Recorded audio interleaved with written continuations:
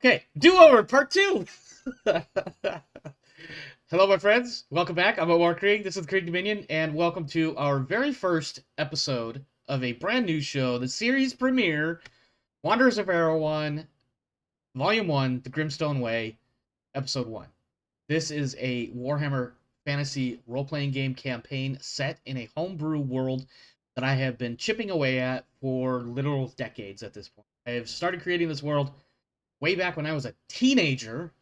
Scary thought. That was a long time ago. That was almost literally before the internet. The internet, as you guys know.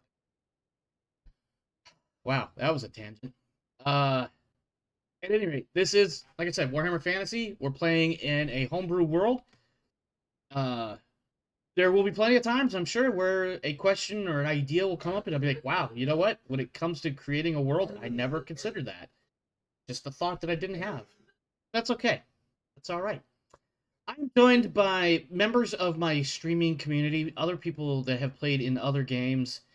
Darius, of course, is well known. He's been in several, mostly Battletech related. He's also in the Warhammer Rogue Trader game. And I am joined also by Alturios, somewhat new to the community, but has been here for a little while because he also has been a member of the Rogue Trader campaign. My friends, hello and welcome. Save me from evil toaster.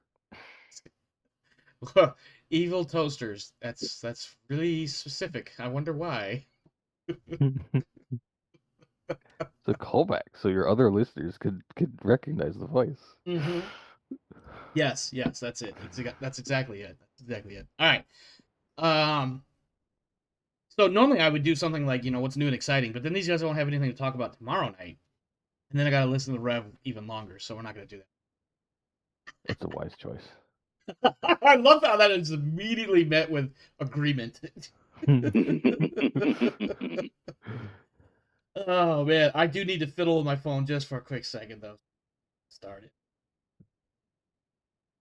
I do want to kick the screen over to TTS. Actually, I'll do that in a moment. A little bit of exposition, and I hope that not just you guys, the players, but also the viewers can deal with me for a moment as I kind of help set the stage and build a little bit of this world that, and give us that establishing shot that unfortunately I did not write it as though this was a camera being flown on the underside of a drone, but just as a here's what we have in this world. I want to clarify, by the way, for the viewer's sake, that I have drawn inspiration and influence from our own world, from Middle Earth, Lord of the Rings, from Forgotten Realms, Faerun, and from Game of Thrones. I don't know what that world is called collectively, like the whole world. There's Westeros, which is just a continent, and then Essos, which is yet another continent, and then Sotiros and a few others. I don't know what that whole world is called, but I've definitely drawn references and influences from that. And in this world, this is very much a fantasy setting.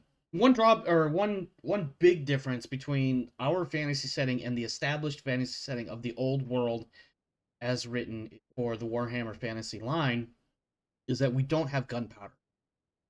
We also don't have intelligent rat-like things called Skaven. But there are other that races you know of. that you know of. Yeah, I may throw some at you just to be like, surprise, rats! That would be hilarious, by the way. Hey, by the way, guys, surprise, rats! The size of men. No. That said, in this world, there are two primary continents, the old world and the new world. I know, so creative. The old world, of course, is where humanity, elves, and dwarves, and everything else began, as far as most people understand it. And then about 1,000 or so years ago, people discovered that they went east across the great ocean far enough, excuse me, that they would eventually run into islands. And if they went further beyond that, they would eventually land in a place called Storming and Landing. Stormfall and Landing. I forget what I named them. Not important right now. What is important is there's a whole new continent. And over the last 1,000 years, this continent has been settled. New nations have risen that are quite young when compared to their older brothers on the other side of the ocean.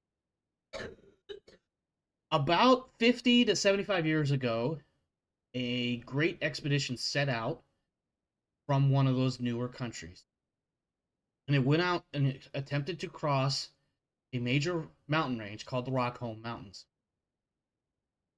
For whatever reason, nobody knows what happened. That expedition was never heard from again. A few years after they initially departed, surviving family members of the leadership of that expedition built their own tower, and they called it the Tower of the Vanguard. The theory or the idea being that they would continue to watch for their family members' return or any other word from what crossed these mountains. That tower remains to this day and is now the cornerstone of a small duchy in the Republic, or excuse me, in the nation of Toreador.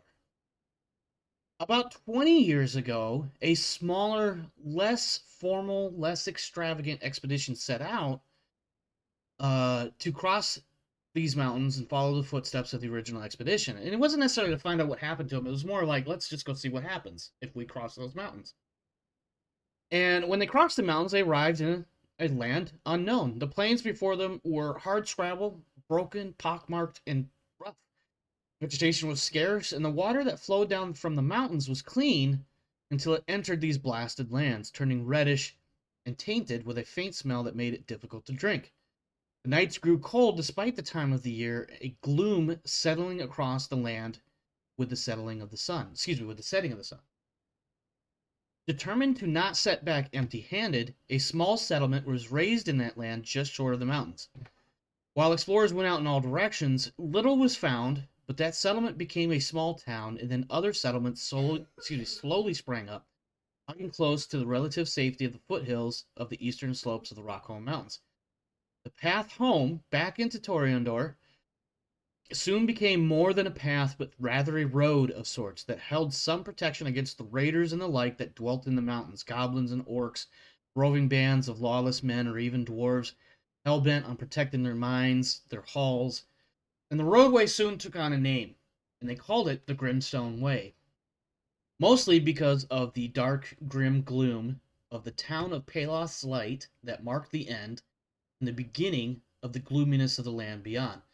The town itself had taken the name Pelath's Light because of the dependence that had grown on maintaining a light to ward off the night, and of course this reverence for the sun god that was expected in such dark times. Now, Pelath himself is the god of the sun, or the sun god, the Lord of Fallen. I do want to, real quick, just kind of give viewers a chance to see what's, oh, my computer's finding it. There it is. This is the region of Pelath's Light. Scooch in on this a little bit. So we have the main town itself. To the south is a place called the Anvil. This place, pretty much what they do, their biggest like trade source or whatever, is they pull rocks. I shouldn't say rocks. Sorry, metal, iron particularly, out of the mountains. They bring it down. They forge it, or not forge it, smelt it and whatever, and turning it into workable ingots, and they send it up to Pelath's Light for use. Up north, you have the place called the Ranch, and as one can imagine, that's probably where a lot of your foodstuffs come from.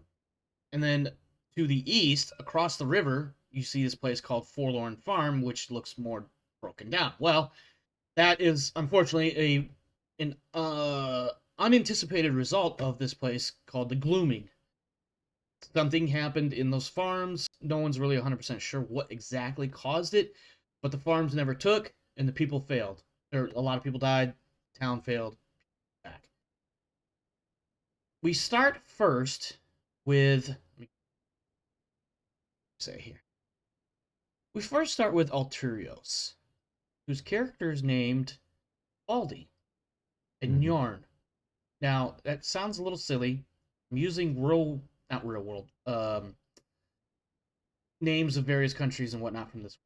But the Neorn rather, are a northern-ish type people, not unlike in our world, Norwegians of ancient land, typically referred to as Vikings, so that's, the word Viking is more of a profession than it is a thing. The Neorn, though, they live in a land north of where humanity began, in the old world. They have historically been fighting against a place called the Thyssian Empire. This is the place where Svaldi comes from. Why don't you tell us a little bit about Svaldi and what he's looking like, what he's up to, what's he doing. Perhaps to some extent, what he is doing in this part of the world, so far away from home. So Svaldi is the son of um, a relative, just basically nobody, who was also a son of a nobody. His family is no one. He wasn't destined for any sort of wealth or anything. And the farm he would have inherited if he was firstborn isn't going to like wow anybody, but it was enough to provide for a family. Um, uh, we we kind of figured that um, most of Neorn isn't like bursting with produce, so um, sons who aren't needed tend to kind of get shuffled off, and Svaldi is one of those. Um, he he basically went on Viking, so the Viking mention was kind of Appropriate? fitting. Um, Don't mind me, he I'm he made changing his something on the way table, but to keep the going. New World to escape that life, or at least start over. Because if if the Empire, I have imagined if the Empire gets used to your shenanigans, you stop doing your shenanigans or die. Um, and so he decided to try and make his way further and further away from civilization, kind of running away from whenever it got too hot, and thus brought him to the ass end of nowhere. Um, Just in the new world, but the new new new. world. um, This is the equivalent, by the way. If you did go to the New World, and when the Americas were discovered, and you crossed over from say England, Scandinavia, this would be the equivalent of going about as far west as like at the least the other side of the Mississippi River, if not even further west, like going out near the Rockies and be like, yeah, this is where I'm gonna be now. I'm gonna hang out out yeah. here. This is far enough away from real civilization. I mean, there's still civilization near, um, but the fact that you made it that far and that you got that like that isolation, this is definitely a different sort of world at this point. hmm I And also just so, watched, sorry, total sidebar. I just watched Prey the other night, and I was like, 1719 in the Great Northern Plains, huh? Okay. Yeah, the only white people there were French, and let me tell you, they were assholes. Not because they were you have French or to white, say this for me. but like, I mean, not for nothing. Some of the natives that they portrayed were kind of rude to some of the other natives, but they were natives, and people are rude to people. So anyway, I digress. Please continue. So I had it that Svaldi basically works around Pelath Light, nicking what he can in between like Palace Light and the Anvil, Palace Light and the ranch, and either fencing or keeping the stuff to basically generate enough wealth to go on his own adventure, and with the hopes of finally finding some place where he can set up someplace and just forget about everything. Okay. Um. So I'm gonna make a minor alteration to what you just said, hmm and my only legal precedent or what have you for that is just the fact that we're so early in the game and it's kind of brand new and all that. I'm going to say that you have only just recently arrived in Palos Light, and by recently I Okay. mean 1d5 minus 1, and this is going to be Um, days. let's see. That is 8, so that would So yeah, be 4, 4? so 3 days ago. 3 days ago. Okay, all right, cool. So That that's means just you planning arrived. phase. You actually arrived on the first day of Palos Triumph. But I'll explain what that means here shortly. I'm gonna talk to Malthanric and get some of his ideas. What do you have in your mind, Darius, for Malthanric? And then how can I screw them up with what I have written here and we then fix what's left? Well, I know he is the apprentice of a wizard. Uh-huh. He's about 100 years old. Sounds about right. He's an elf. Um, Let me see if there's anything written down about his background. I know you and I haven't talked specifically about like specific background points, but Right. if you had ideas or whatever, that absolutely open to seeing where they are and sure the viewers are really enjoying. Oh, you guys don't have backstories established? That's so weird and for the beginning of a game. Actually, he's exactly 100 years old. Nice. Perfect. Because in my world, I hate I'm also that's a phrase I'm going to try not to say. Because this is literally my world, but I don't want to say that all the time. It just feels weird. But the way I looked at elves is they live close to 1,000 years. It's kind of like how humans can live up to 100 years, and then elves live like 10 times. And so for the elves, they usually come of age or are at that adult stage at about 100 years. Usually around 50, they're like fairly decent enough, responsible. You can fire, you can, I almost said fire and forget. You can, like, you don't have to manually supervise them super close anymore at 50 years old. They're like teenagers then. Yeah, but they're also like 50 years old, so that, in theory, they should have at least some worldly experience by that. Not be complete morons. Like Right. teenagers, and I'm not afraid to say teenagers are complete morons. Somebody's going to be offended by that. Hey, honestly, 50 years. Anyways, somebody's going to get on me about that, I'm sure. Yeah, but you're not an elf. I'm not an elf. I'm a human. I'm allowed to say these things about elves. Uh-huh. Oh my god. Anyways. Just keep digging that hole. Yep. That's my superpower, actually. All right, so you are, as you mentioned, you're an elf. You're the apprentice of a master wizard. Your master is a Celian. I'll spell the name here shortly.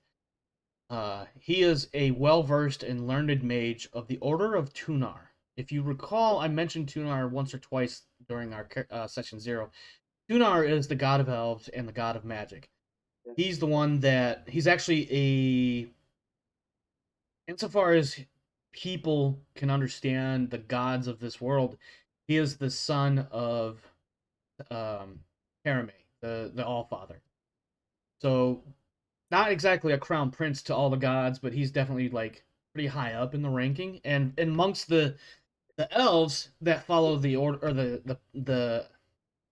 follow the 5 gods, Tunar does outrank Faerun, because he's the one that created the elves long, long, long ago and gave the world magic, specifically to the elves to fight evil, and eventually the elves gave it to everybody else.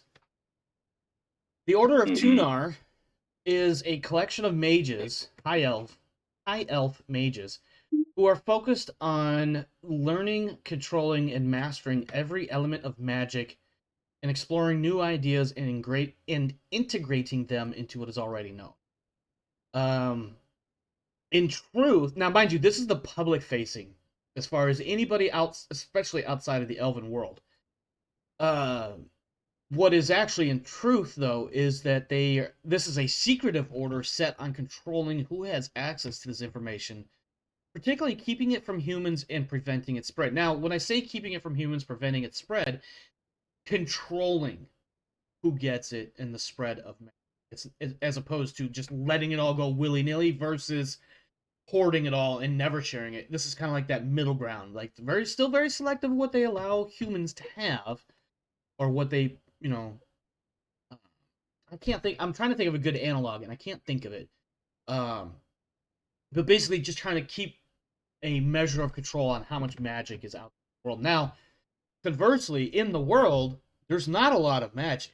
Not compared to the old stories and tales and things of that nature, where for the last like several hundred years, or if not longer, magic has been on a decline. The number of magicians or mages in the world has dropped significantly. In fact, to the point where you, of the current generation, can only call upon magic if you have your focus. I know I mentioned your focus once previously. So the only way you can actually even access the magical power that you can access, you have to have your focus. You have to use that to help channel that. Now, a Celian has given you a task, and he has tasked you with traveling across the world to this godforsaken town called Kalos Light. And you are to meet with the leader of that community, Galforhan. Spell his name for you in a moment. Galforhan is another high elf member of the order. He was established, or excuse me, he was set in. I mean, hold on, let me get my notes. He's been placed in charge because he's been placed in charge of this town. Basically, its mayor, because he is secretly a member of the Order of Tunar. He's known as a mage. He's just not openly known. Your task Okay. is to contact him and gather whatever information he has. His mission was to come out here and basically scout this area for new magic and basically get a lay of the land in a magical sense. Because Mm-hmm. nobody back in even all the way back in Tunar, nobody really knows what the magic situation is out. So that's your task. That's why you're coming to Pale Light, is to meet with this guy. Now you Okay. also have just arrived after probably months of travel. You spent at least 2 months crossing the Great Ocean, probably another month crossing in through what's called the Bloody Sea. Your people probably called it a different name, but more commonly nowadays, in the last 100, 200 years, it's called the Bloody Bay or the Bloody Sea. Because the Thyssian Empire, at one point, in one of their multiple attacks into the New World to try to establish a foothold, they caused a massive naval battle in the bay, and ever since, those crazy humans and their melodramatic ways named it the Bloody Bay because of that. Hello, Zoe Martin 159. Thank you, friend. I am doing well. But yeah, you have also just recently arrived in Palos Light. I need you to roll a 1d5 -1. 1 second. Just got back to my computer. Mm-hmm. Okay, 1d5 -1. Correct.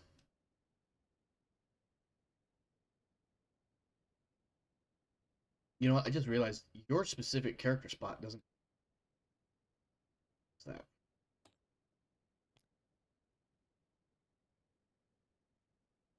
I did that. I think I was just. You know what? I think I was assuming you would take that spot because that's where you sit. Air quote to hell. For trader. Yeah, Anyways, that's because red isn't available. yeah, because Warner always takes it from you. Yeah. Are you saying Warner's an asshole for that? No way. No. All So right. total of 4. Yep. So you arrived 4 days ago. Now let me double check my notes because you may not have arrived 4 days ago. You may have arrived on day 4. Let me see. Let's see. Oh, this is how many days you've already been in town. Well, yeah, same thing. 4 days So 4 ago. days ago. Yeah. So you probably arrived on the. You may have even arrived on the same coach. So Oh, did he get a 4 as well? He did have a 4. Yeah. No, you had a 3, right? Alturios? I had an 8, which is 4 -1, which is 3. Okay. So you actually, okay. I think, you know what? I'm going to say this. I think because of the nature of travel, unless you wanted to walk this whole way or at some point you just ended up walking this way, I feel like you guys would have ended up on the same coach. I was gonna say, and then I saw the fact that there's a guardhouse, and just maybe slipped off and hung out, on the outskirts for a while. Yeah, sure. Yeah. But yeah, there's definitely a guardhouse in town. You're in the back end of nowhere. There's got to be some form of. Yeah. So better to scout your future prospects. Yeah. All right, so you guys have both been here for a few days. Because of your being people in this world, you know of the celebration that is called Palos Triumph. It generally marks the end of the year and start of the new year. In this world, New Year's Day is the first day after the spring equinox. Actually, I might be slightly off on. Let's see. Sometimes I write things and I mean it one way when I write it, and then I realize later that my memory of what day timeline I set up is erroneous. Okay, hold on. Let's see, day 1. Day one. On the night of the equinox. So no, actually, New Year's Day is like the 5th day after the equinox, because day one of Pelath's triumph is the actual equinox. I'm gonna explain something, and I hope I don't insult anybody's intelligence. This is one of 2 days of each year where the length of the day and the length of the night are equal Mhm. because of how the planet wobbles through space. Now, I say that in this case because on Earth, we have a spring and a fall equinox. And on this planet as well, even though you, the people of this planet, don't realize it's a planet, and that, there's a reason for this wobble in space and all that. What happens now is, so the story is this. So we have the god of light, Pelath. Through half of the year, we have a lot of light in the daytime and less nighttime. In the half of the year, we have more nighttime than we do daytime. I'm assuming that's going to make sense for people. During the fall and winter is when Pelath kind of, not so much as in sleeping, but he's definitely struggling to hold the darkness at bay, is what the religious side says. And at the equinox, at the spring equinox, when we are now moving into the spring and summer, Pelath finally triumphs against this fight against the darkness. And so on the night of the equinox, there is a candlelight vigil from dusk till dawn, and many townspeople participate. We're talking like 9 out of 10, right? Especially in this part of the world, because you have this weird thing going on out beyond the edge of town called the glooming, where whenever the sun sets, it gets really dark and foggy, weird, creepy stuff out there. This includes this candlelight vigil includes the obligatory sermons of Pelath's light and the glory the glory of his light and how it staves off the darkness. And then held at dusk. That sermon is held at dusk, and there's another sermon at dawn that celebrates the rising of the sun, as well as teaching the people to constantly be watchful of the dark in order to protect their families and interests. Because most people have been up all night at this point, after the dawn sermon, they go to bed and sleep most of the day. Seems probably a little counterintuitive to what the God of Light's supposed to be all about, but, when you've been up all night holding a candle trying to stay awake, what are you going to do the first chance you get? Yeah. So, day two, and I imagine you guys arrived on that first day. So whatever you were trying to do that first day, things were kind of chill for the most part because, prior to the candlelight vigil from dusk till dawn, a lot of people are kind of chilling out. Like, not a lot of businesses are open. Not that there's a lot of business in this small town. Pretty much the big major business you're going to see is the baker, the inn, and the market stalls. Everything else, as you could tell from the map, right there is pretty much that's everything beyond that is that. So, cool. Wish you had sent that as a DM though, and not in the middle of my. So day one, prior to the vigil, people are chilling, kind of laying low, getting rested up. And then we have the overnight vigil. Hopefully my son coughing in the background isn't too distracting. Unfortunately, he's been dealing with it.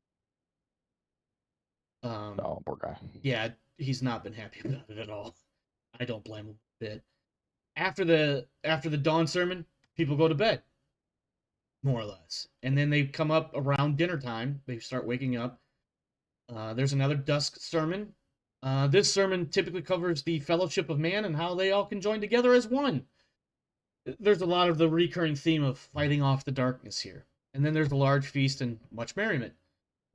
At sunrise, on day 3, at sunrise, there is yet another sermon, specifically celebrating Pelath, thanking him for the light that guides the faithful through their trials. This is also the day that is often spent in religious contemplation and in the closing of various deals. These deals include things like trade deals, peace, not necessarily peace summits, but like if there's going to be treaties, this is the time that they are usually closed or like sealed and signed and all that stuff. There's also affirmations of betrothals or even actual weddings that are done at this point in time. At dusk, there is yet another feast. This one's usually a little bit smaller, less prominent, and there is no sermon on the third night. That was last night. I'll give you guys a moment before we officially start on day 4. If there is anything that you want to do on, say, days 1, 2, and 3, keep in mind you're going to be kind of limited because of all the different things going on. But if there's anything you guys wanted to try to get after, like for instance, Malthanric, you have that task of linking up with Galforan, and I've got to give you those names. So it was Master Acelian, and then you had Galforan, who's the mayor of Pelath Light, and I typed those into TTS chat. And then of course, I'm sure. I assume you can't just walk up and say hi to the mayor. No, he does have it. So I will. It will be. Hold on. Okay, I mean, now that I can speak English again, where it says mayor's home, you notice that that's kind of like basically a 2-story house. The first floor you notice is specifically set aside for mayoral business. So anything dealing with the administration of the city, that's where the mayor can be found if you don't happen to bump into him in the streets. It should be noted that by about day 2 or so, he has disappeared altogether. Now, day 1, prior to the sermon and the vigil, you might see him, but he's, obviously in the middle of various things. Like every time you might see him, he's hip deep in a conversation with somebody. And then the actual sermon and the vigil. And then immediately after the vigil, he goes to sleep. Well, other than that, he doesn't really come out. But beyond that, if you want to try to find him, the best way to find him or set up an appointment to see him would be at the house. The first floor, like I said, is basically the mayor's office stuff, and then the second floor is his actual sleeping area. Yeah, I will definitely try to reach to him the first day. Okay. I assume I'll be turned away from some guards as some nobody. Yeah, day 1 is like the gist you get on day 1 basically is that he's just not seeing. He's not taking. And I will give the guards a letter to deliver to him. Sure. He does have a couple of assistants. So when you do, I imagine you're going to go into that first floor once you realize you can actually walk into this guy's, house. Yeah. He does have a couple of assistants inside. Aris and Elise, female humans. One of them is on duty. The other one's kind of lingering about. Looks like she's just going over like regular paperwork or whatever. Aris is the one at the reception desk, and she takes your letter and she says cheerfully, politely, very coldly, in that that office tone of like, "Oh, I'm happy to help you, and I will gladly take your letter and pass it along to the mayor." But there's no real emotion; just the look on her face says there is. You know what I mean? Thank you for your business in Pelath Light. Yeah. It's cough. That's right. So bad. Anyways, wow, that really felt like one of those so sad. Anyway. But yeah, so that's on day 1. Alturios, day 1. Anything you want to get into? Or Svaldi, I should say. Svaldi's probably going to kind of just blend in with crowds, kind of get a sort of a feel for how attentive the guards are being, and whether or not they stick to schedules or if they just kind of loosey-goosey the town safety. Let me see what kind of skill you should roll to kind of observe these people. I meant to open up a character sheet, but I told not to. Just because I like having that ability to look at what you're dealing. Alright, so let's see. I guess so. Right now, you're basically casing the town, right? Mm-hmm. Effectively. Yeah. So let's call that.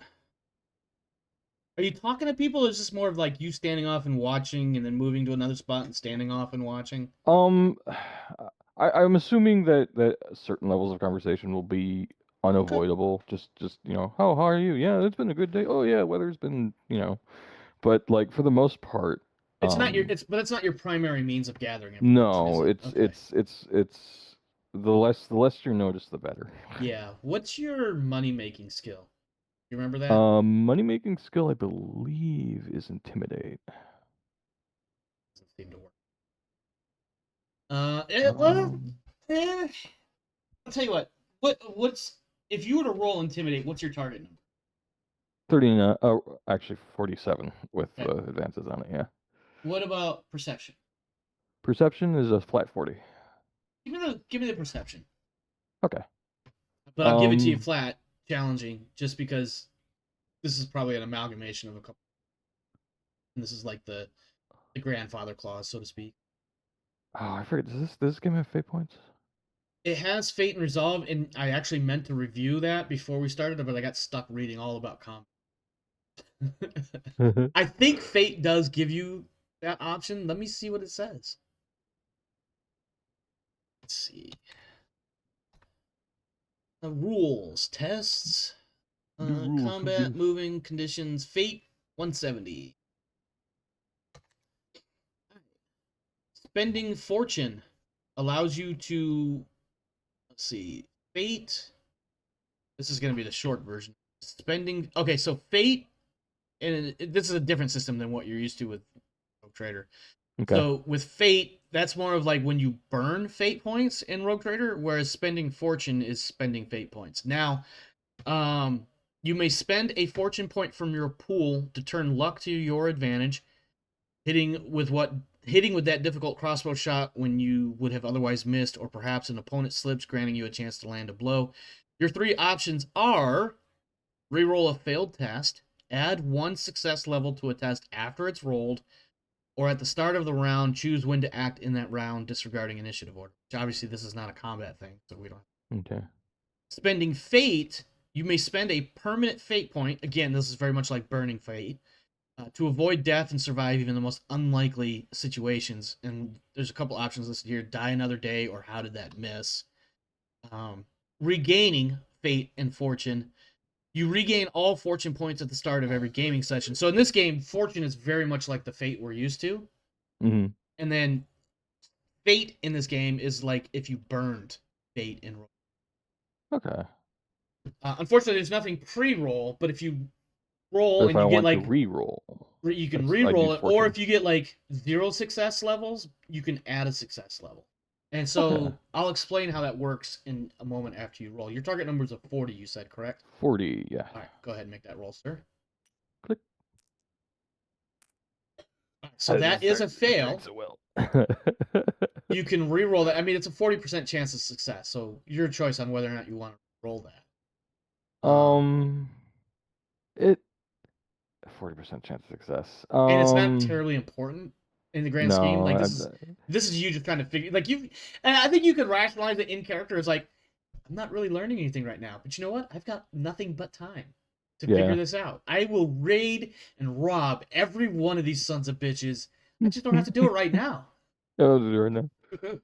The casing is a slow burn. It is. I will leave it. Yeah. Yeah. No, absolutely, it is. Okay.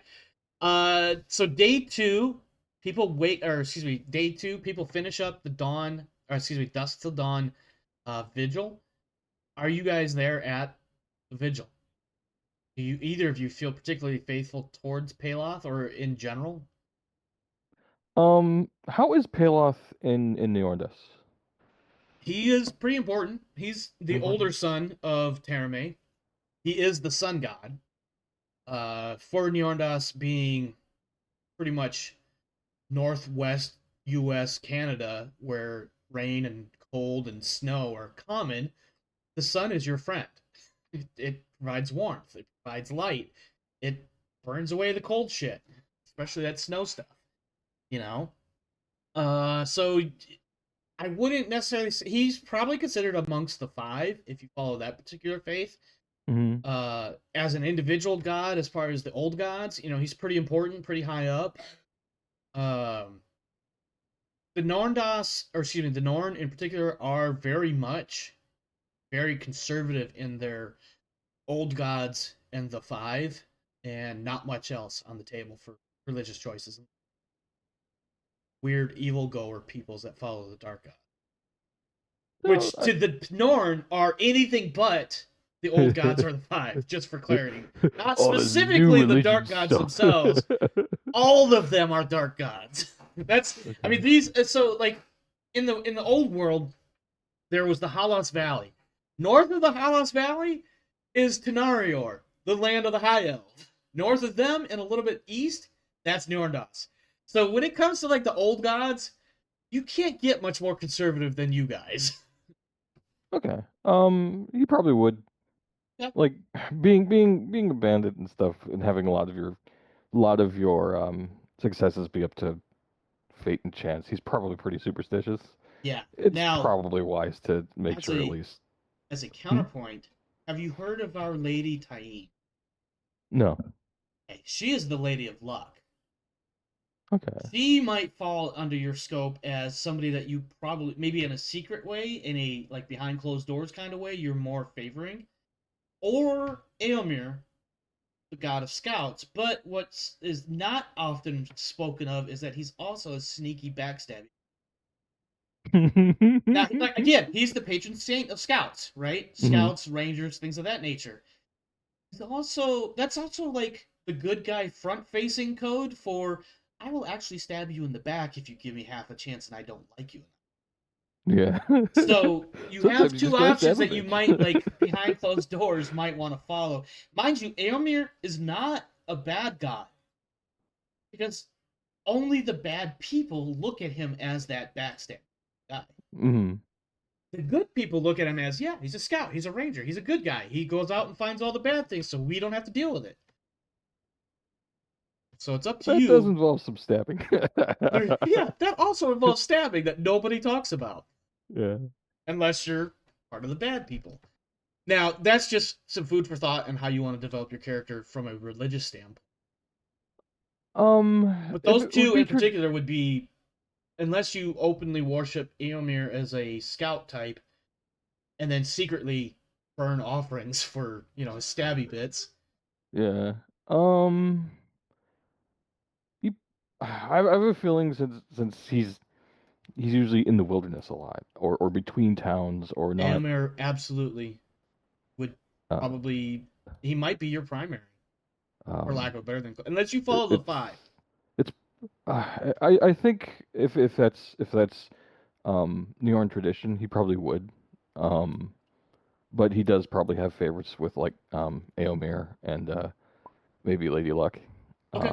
Yeah, if you follow the old gods more so than the five, having a particular god or two or three that you revere the most is absolutely normal. So you recognize all the gods. You recognize they all have certain importances and varying aspects of things that they cover. But you might have some that are your particular close ones because they align with either your own beliefs or maybe more accurately, your beliefs align with theirs, or your profession has something to do with it. For instance, a sailor following the old gods will absolutely respect Terami. But you know who he's burning offerings to is Neristul, the god of the sea. So I think he would at least attend just to. It's never a good idea to have the god of light dislike you and then have him just turn off the lights on you. Yeah, so, that absolutely checks out. So he'd probably make a visit and maybe even an offering if that was required. Sure, absolutely. Malthanric, all these gods are closely interlinked. You recognize Pelath. In fact, one of your stories that you probably grew up hearing was the story of Pelath and Mithriandel, how they had their chasing at the beginning of time, chase each other across the sky until finally one day Terame said, "Hey, you two cut it out. You get the day, you get the night, Lady of the Moon," who, of course, is one of the favored among the elves. How do you feel about Pelath, Lord of the Sun, and how religious are you, and how attentive are you for the vigil, or do you even go to the vigil, or not go? Well, I do go to the vigil, but I stay back and in the shadows. Okay. The brooding type. Watching. Okay. You'll note that watching in secret. Yeah, you'll note that Galforan is there, and he's not really given a place of honor specifically, but he is noted. It's obvious that he's the one in charge here. Everybody defers to him, and he has Mhm. he has an area that he takes, and other people give him a little bit of room. It's not so much that he has a specific spot to be.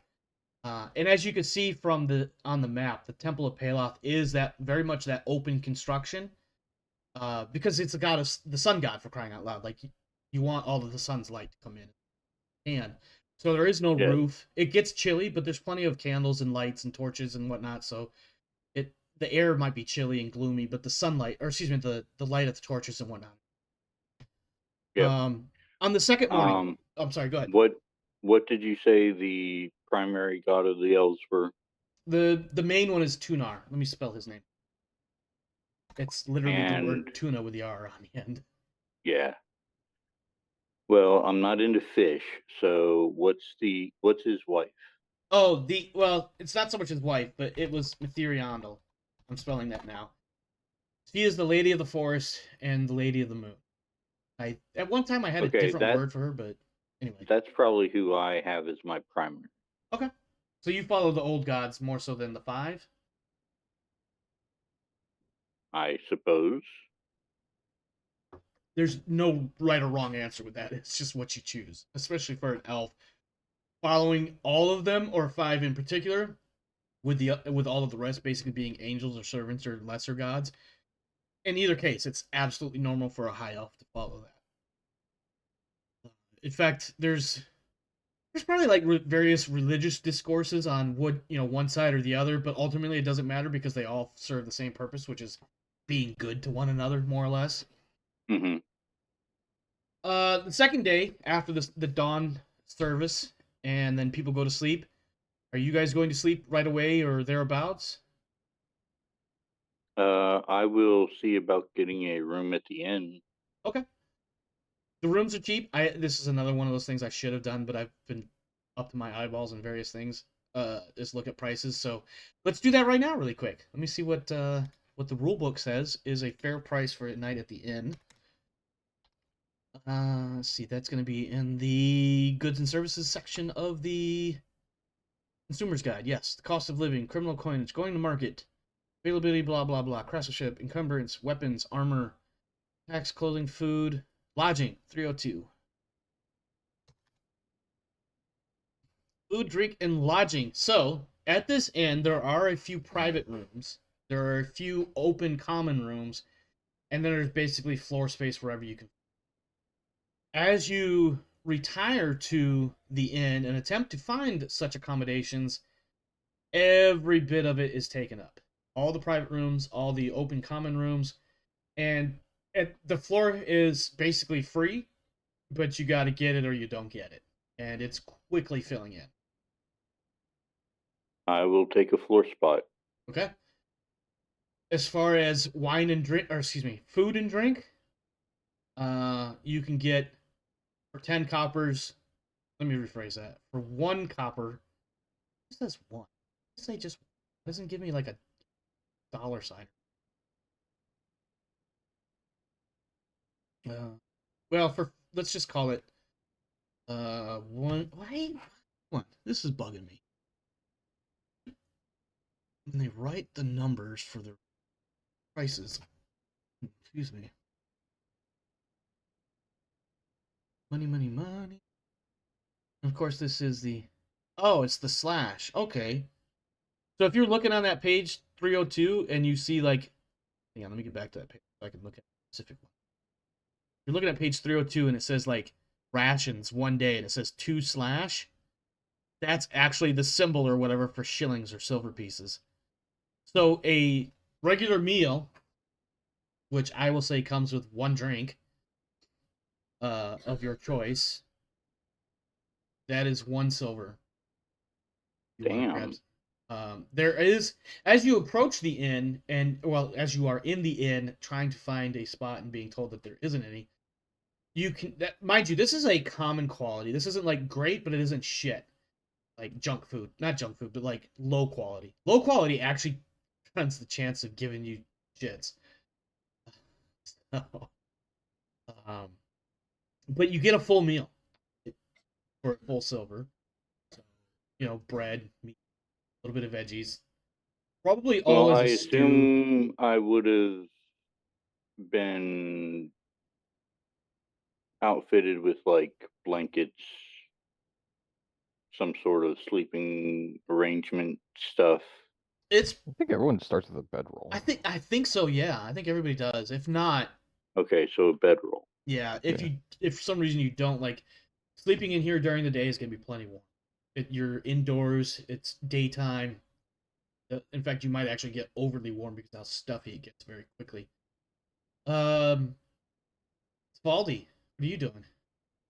Um, I'm gonna rob kind everybody blind. You're gonna be that guy, aren't you? of. No, because normal villagers aren't really gonna have anything. No, no, they're not. Um, and just having the entire town complain that they lost all their money. Like, Um, especially when I want to point out, by the way, this map doesn't necessarily do the justice of how many people live here. There's probably maybe 1,000 people here. I was gonna say, and Maybe. the smaller the town, the less people you can steal from before your face becomes plastered on every fucking. So Yeah.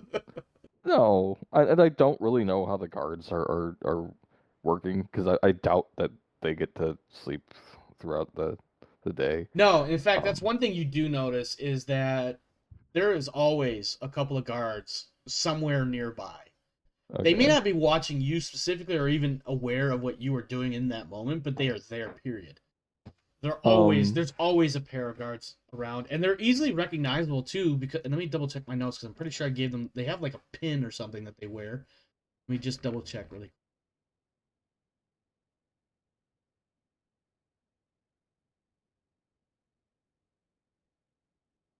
Well, they have a pin. I don't remember what that. It's supposed to be a pin that has a symbol of Pelath, but something else to represent the town. I had it. It's probably in my notes, and I just don't want to dig through it. But and I never told you guys what the symbol of Pelath is, and I'd have to go actually looking through handwritten notes to find that one. I bet So it's a stylized sun. no, I bet it's No? not. Actually, I think it's either that. No, that's Vanar. Okay. No, I was thinking a hooded lantern, but that's actually Vanar, the god of knowledge. Ah, It probably is something sun-ish. So, but yeah, so basically, it's like a stylized symbol of the sun with a house, or a sun inside the house. hmm. Something simple, but yeah, it's clearly these are. You can also tell because they all have mallets on them, not mallets, clubs. Truncheons, blackjacks, Yeah, knock you out stuff. yeah, Um, solid I'm, pieces of wood that will absolutely smack your face. but I don't need to be crushed inside and in with a bunch of people I don't know, Sure, who could rifle through my pockets because I don't because know you've these played that people. game before. I've played that game before. Um, uh, I'll just take one look at it and kind of like, no, that's not for me, and wander out and maybe find some place outside of town just to lay down a bedroll and Okay. um not be me. Give me just a second here. Let's see.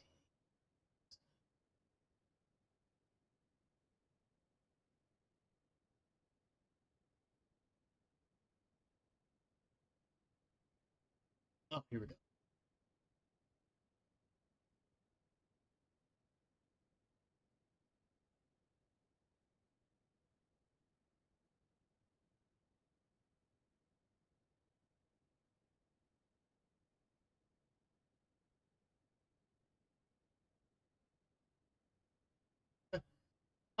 Can both of you make a gossip roll for me, please? Challenging. Just That's to a +0, right? Yeah, challenging +0. Okay. Just to see if there's anything that you happen to overhear as you guys are finding places to lay out and chill. Sure. Go ahead. Go Uh, ahead. Svaldi, there you could easily find yourself a nice spot in the stables as be away I from. don't learn anything of interest. You do not. Actually, Sure. Svaldi, because you are not well, I guess either way it doesn't matter. There's a bunch of people no matter where you are. Yeah, same thing for you. Challenging. Like, Okay. I learned stupid shit. You learn that today is now the second day of the celebration. Did you know Gudrun painted her house that garish red color? Oh, it's so terrible. Yeah, absolutely useless information. You also got exactly useless information. You're the one that told him that. What's her neighbor face? did it pink. Oh. You're the one that told him. Do you guys want a scene together, perhaps? Before I get going too much further, your paths may have crossed at least for a little while at some point. 'Cause again, I'm not I'm sure. sure. What is the view on elves in this, like, from human standpoint? So across the board, elves tend to stick to themselves. That's a Mhm. very broad stroke, though. It's not uncommon to see a single or a couple single elves out and about as part of a human community. It's not uncommon to see small elven enclaves in human community. Elves are not necessarily a lot of them per se, but they are everywhere that humans are. It's just that So, the vast and by far vast majority of elves live and stay within their boundary. Actually, within either Tenarior in the old world or in the Elfwood in the new world. Um, that said, there's an elf mayor of this town for I was just about to ask, since I've seen Galforhan, yeah. um, uh, seeing Darius's character wouldn't be out of place. It's like, oh, he I mean, must if work for anything, it. you would see him and be like, "Oh, that's an elf." Whether Yeah. or not that's important to you is a different story, but he would definitely stand out because he's not a human. But I could make the sort of like, oh well, he must just work for the mayor or something. I mean, that's definitely a safe assumption. You see one elf in charge, and then you see another elf. He must work for that elf, or they might even Okay. be related because that's what a lot of people would probably, without knowing better. And I'm assuming wizards dress pretty nicely, so Probably. just pack that away for future reference. So on that note, actually, Although Malthanric you don't see a coin pouch on me. probably keeps it Oh. hidden in his prison wallet. I'm kidding. I'm sorry. I'm sorry. Extra dimensional space. Those Yeah, gosh darn yeah. wizards. With extra dimensional space with air quotes. On that note, Darius, I forget which college is your wizard a part of, or which Gray. lore? What is it? Gray. Gray. So you Shadows. shadows. Shadows is gray. I'm Yep. not. I thought it was a different color. I just looked it up. Okay, so your clothing, The Gray Wind. yep, the gray wind. Let's see.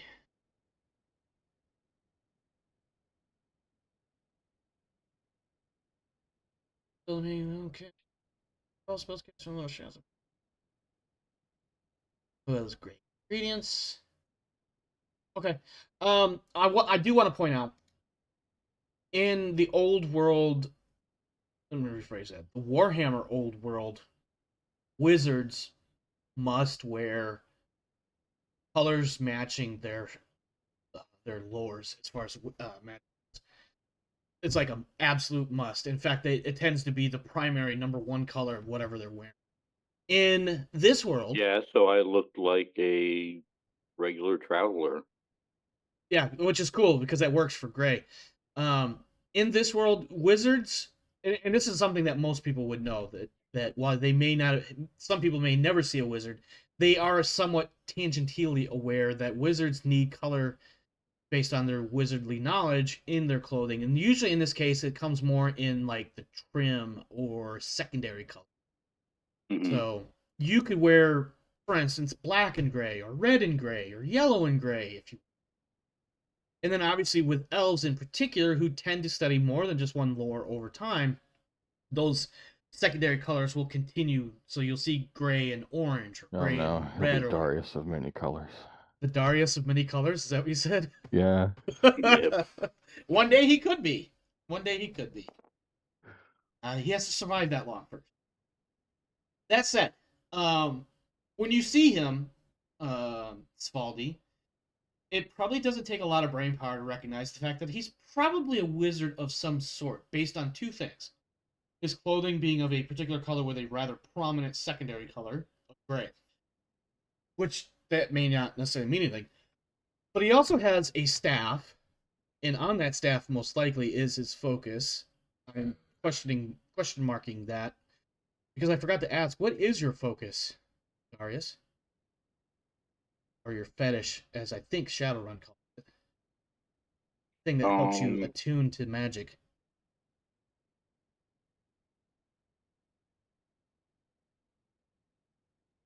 I believe we mentioned something that could be something as simple as like a crystal or something.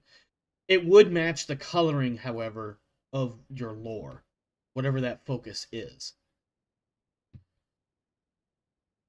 Well, most people wouldn't recognize it as a focus because it's the gem in the pommel of my dagger. Ah, Okay. fair enough.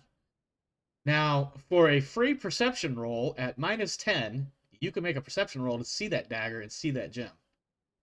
And maybe you, as a outlaw, would probably not want to try to steal something off of a wizard, but as a perception roll to see that and be able to put two and two together and be like, oh, he must be a wizard of some sort. Sure. -10, mind you. God, you guys are getting really bad Wow. rolls. Not for nothing, I rolled like once or twice before anybody joined the table. I also had in the 80s, but we all If know I that remember this correctly, our Rogue Trader game started like this too, where none of us rolled for shit. Yeah, yep. But it checks out because you guys are so low levels, so to speak. All right, so unless you guys wanted to try to create a scene or a moment together, I'm going to pretend that Svaldi slept in the stables, perhaps. The stables, by the way, would be absolutely filled up with horses, but finding enough space for you to safely lay down and to not get trampled by a four-legged animal is not difficult. If you wanted to do that, as opposed to going all the way outside of town. I'll take the stables. Why not? Okay. Probably not the It's first time you've done it. fairly warm. You're not laying all on hard ground. It's, there's straw and shit. Probably wake up to a horse not quite nuzzling you. You hear the munching of a horse next to you. Probably not the first time. Probably not. You just hear, oh, I can't get the sound to register on the mic. Never mind. Anyway, so that's so now it's day 2. Let me get my notes.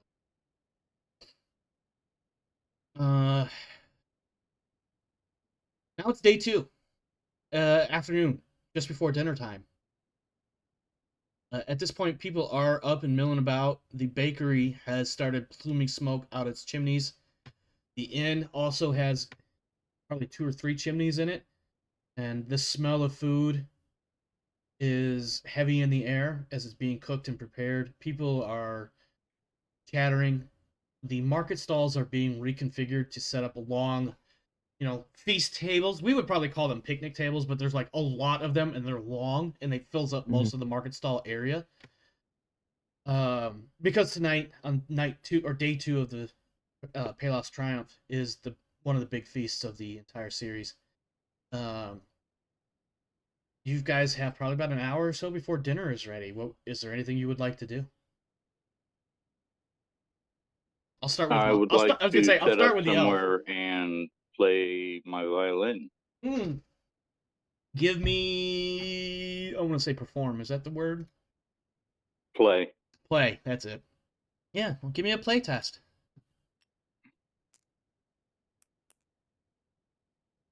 42. What's your skill? 53. 1 degree of success. That's not bad. You get a few people coming by, listening, enjoying it. You get one. Excuse me, sir. What song was that? I don't think I've heard that particular tune before. Oh, it's just some notes I threw together. Very creative. Tell me, would you be willing to perhaps play for the dinner session?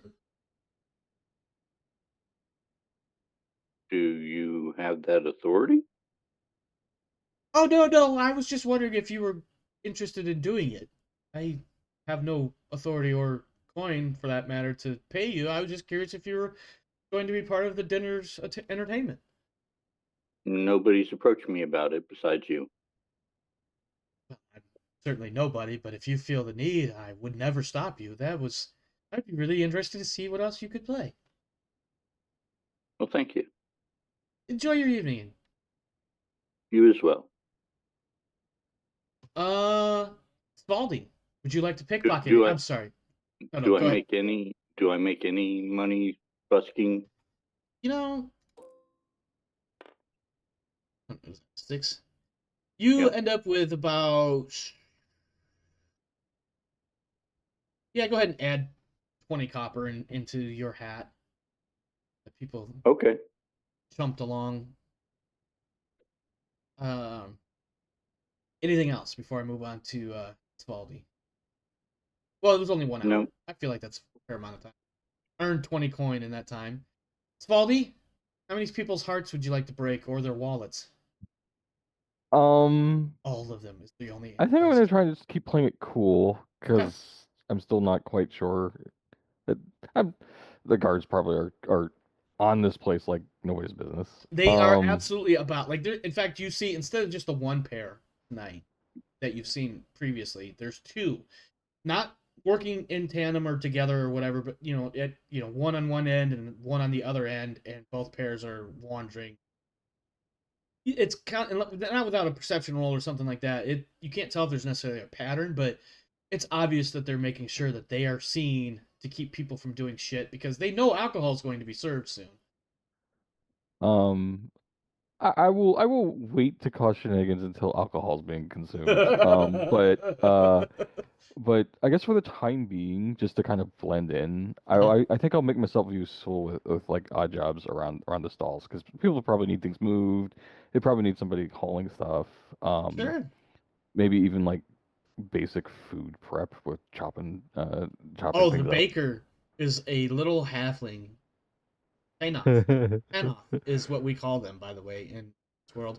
Her name is Annie, and she shows up and she's like, "Here, I have a bunch of loaves of bread, like this big wicker basket full of bread, right?"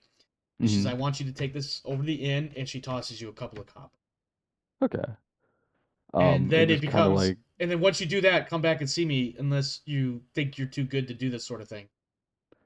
And I will just do mind this you, to she kind of says blend this with a in. big fat grin. She seems like truly to be happy to doing these things. I kind of figured. Bakers tend to be sassy. Yeah, yeah. Um, Sassy but happy. It's weird how that works Definitely. out. It's probably because they get to visit the ale house every day to get their yeast. Yeah, one of them, either the ale is coming to them for the yeast, or the yeast is, or they're going to the ale to get the yeast. Yeah, so they're probably happily drunk most of the time. Yeah. Um, Well, that so she's yeah, I'll also a do that. halfling, which as we've determined, halflings are usually fairly happy to be doing, these sorts of service related things. Oh yeah, and just be like, oh yeah, I came here because I heard this temple to Pelath was something very special, so I wanted to make a pilgrimage here to see it for Pelath's When you triumph. say that, she just looks at you with like a half cocked eyebrow, and she's just like, "It's the only temple for literally hundreds of miles." You know what? Whatever. Just take that bread over there, and if you want more, come back this way. And she just turns. She does one of those, like, she dusts her hands on her apron and heads back into the bakery. He's not good with conversation. It's definitely a mask, Oh yeah, but absolutely, like absolutely. you can like you can probably tell he's trying to be polite, but Yeah, like listen, I played deceptive characters just the other yeah. day. I know how this goes. So it's a thing where there's a smile on his face and then he turns towards the camera and it fades Yeah, and oh yeah, absolutely. You do the office thing, and it's like, yeah. it's like, no, no, it's not me. Okay, all right. So before dinner, as people are finishing up preparations, there is another dusk, or excuse me, another sermon. This is, by the way, the local priest is called the Brilliance, is what his title is, but his name is Henrik, and he, there's some bells being tolled over by the temple, and if you look at the map, on the one end, it looks like there's like a statue or something. That's where his little sermon place is, his raised dais or whatever. And so people gather, and it takes a little while after the bells are first rung. Maybe like 10 minutes later, the bells are rung. Make sure everybody's there. People all gather up. Uh, at this sermon, again, the Fellowship of Man and how everybody can join together as one in the light of Pelath and together ward off the shadows. That's pretty much the gist of the message, which is, for anybody familiar with Pelath and his teachings, that's pretty much the gist of his entire system. It's just, stand against the darkness lest the darkness prevails, sort of thing. Basically, in the Game of Thrones, it was for the night is dark and full of terrors, and for Pelath, it's like, for the night is dark and only together can we keep it safe. That sort of mentality. And then afterwards, what's that? Oh no, he's a paladin. Yeah, more or less. I mean, he's a god of light. Of course, he's gonna have a message. I get it. Afterwards, of course, is the feast, and there is a bunch of pork. A bunch of pork. I will give you 3 guesses as to why that might be. But there's plenty of pork. I think I see them. But it should be noted, I mean, there is the ranch further up north of town, too, so it's not all just pork. There's plenty of meat and bread and vegetables. Svaldi, you helped deliver some of that food, so you may even take a small measure of pride in that, you could arguably say that I helped set this up. Mm-hmm. Because for a moment or two, you actually did help. Malthanric, are you playing your violin throughout any of this?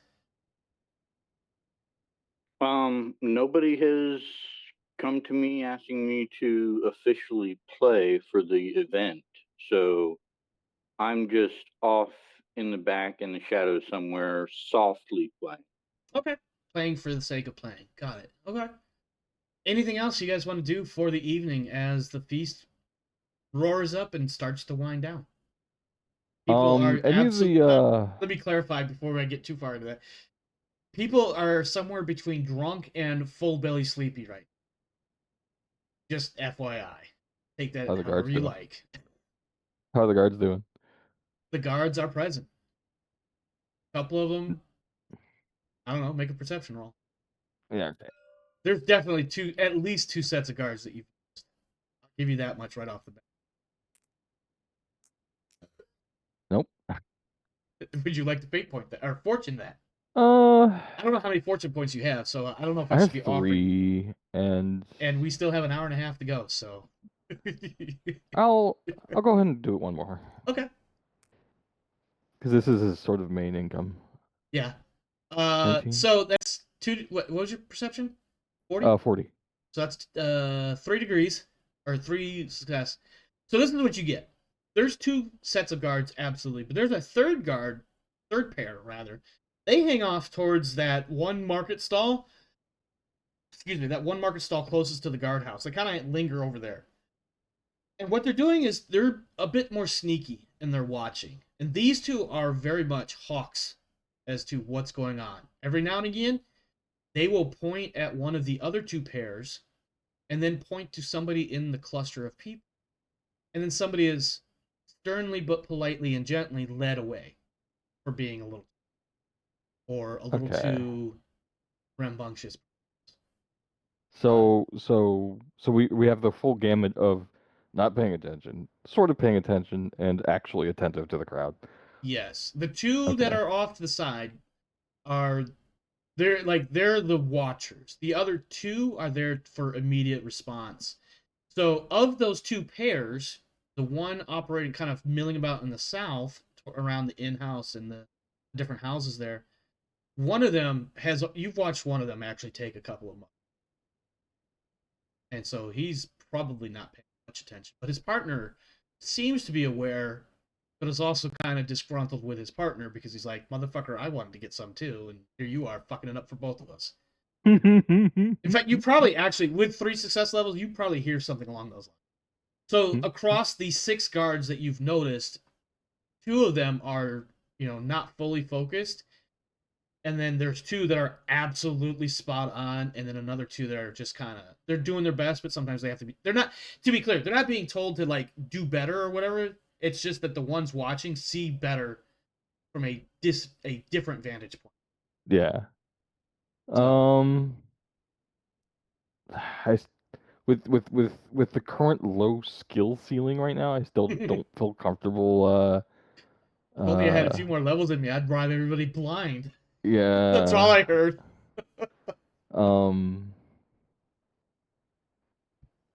Listen, even failure can make for good story. It can. Is anybody gambling at the moment? Because I know sometimes dice games really kind of tend to. Absolutely. I mean, it's a feast, right? This is a gathering of people, and it's a Yeah. happy time. There is absolutely a couple of people throwing some dice. There's something that looks like cards. It's kind of hard to tell. It's also kind of dark. You know, there's plenty of torches stuck up, right? Not tiki torches, but torches stuck in the ground and stuff like that. Yeah. So there's just enough light. So there's definitely not necessarily a card game because it's more like the cards have different shapes written on them and not so much Mhm. numbers of shapes, if that makes sense. And then there's obviously some dice being thrown about. If you want to find somebody to gamble with, by all means, come. I'll take your money. In fact, actually, no, this is exactly what happens. So you're milling about, maybe moving from one table to the next, looking around.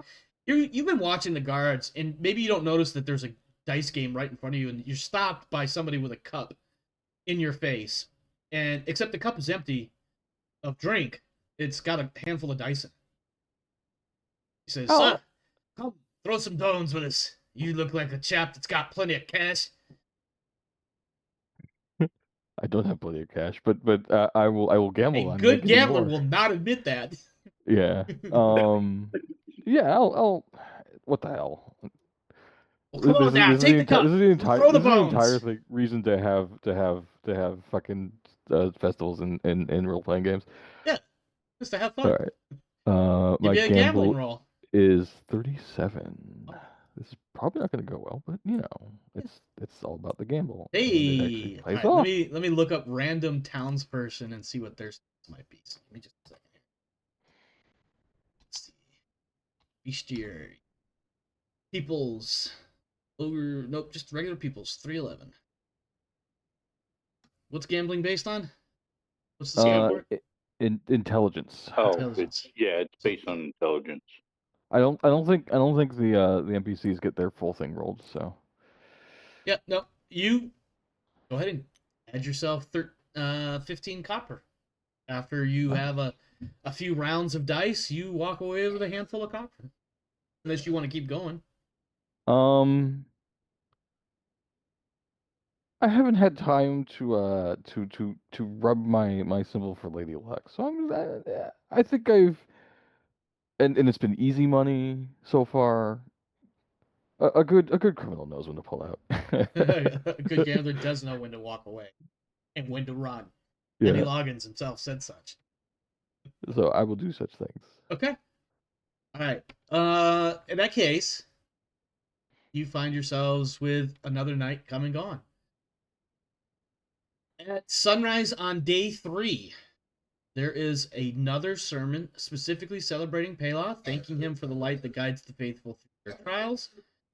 As you mill about the day and work your way through, you'll note that there are a lot of, not necessarily one-on-one, but one-on-one group conversations or people coming together and having conversation, discussing different deals. This is the day when deals are closed. Or I should say made. Betrothals. There's actually a wedding around about midday between two young townspeople and the two attending families, and of course his brilliance, Henrik, is the one leading the officiating the ceremony. They are wed together in the light of Pelath, and everybody's happy for it. For legal disputes and contracts, does that go through the mayor's house, the guardhouse, or the temple? Depends on what the nature of said contracts are. Okay.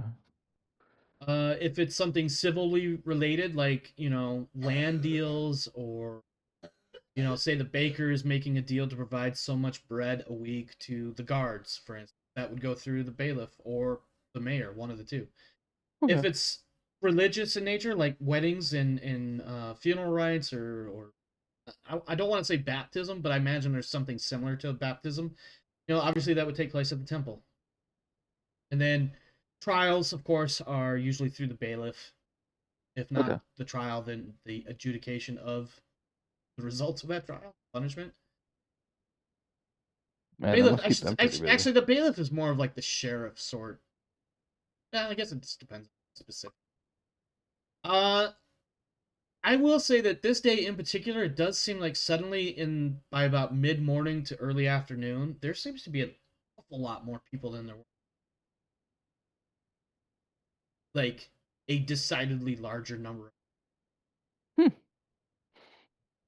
I think if we had like 400 or people 500, from the right. anvil or the pen or the I anvil and the will allow pens. you to make a perception -10 or Okay. a gossip +10.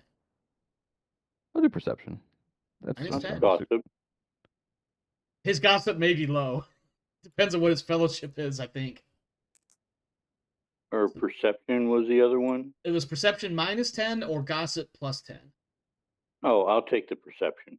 Okay. What was your target number you were shooting for there? I Baldy? believe it's 40. So yeah, you did say 40 for perception, so 30 with the -10. That's a fail. And then Malthanric. My goal is 50. Okay. That's with the -10. Yep, and that's still a fail. Right, yeah, it More just seems like, in the past couple of days, if there was like it's probably more like 500 or 600, but if it was 500 or 600 in the first couple of days, today we're pushing 900. Not that anybody's counting ahead, because they won't hold still. There is a lot of people. There's also a lot of business too, so maybe that's part of it.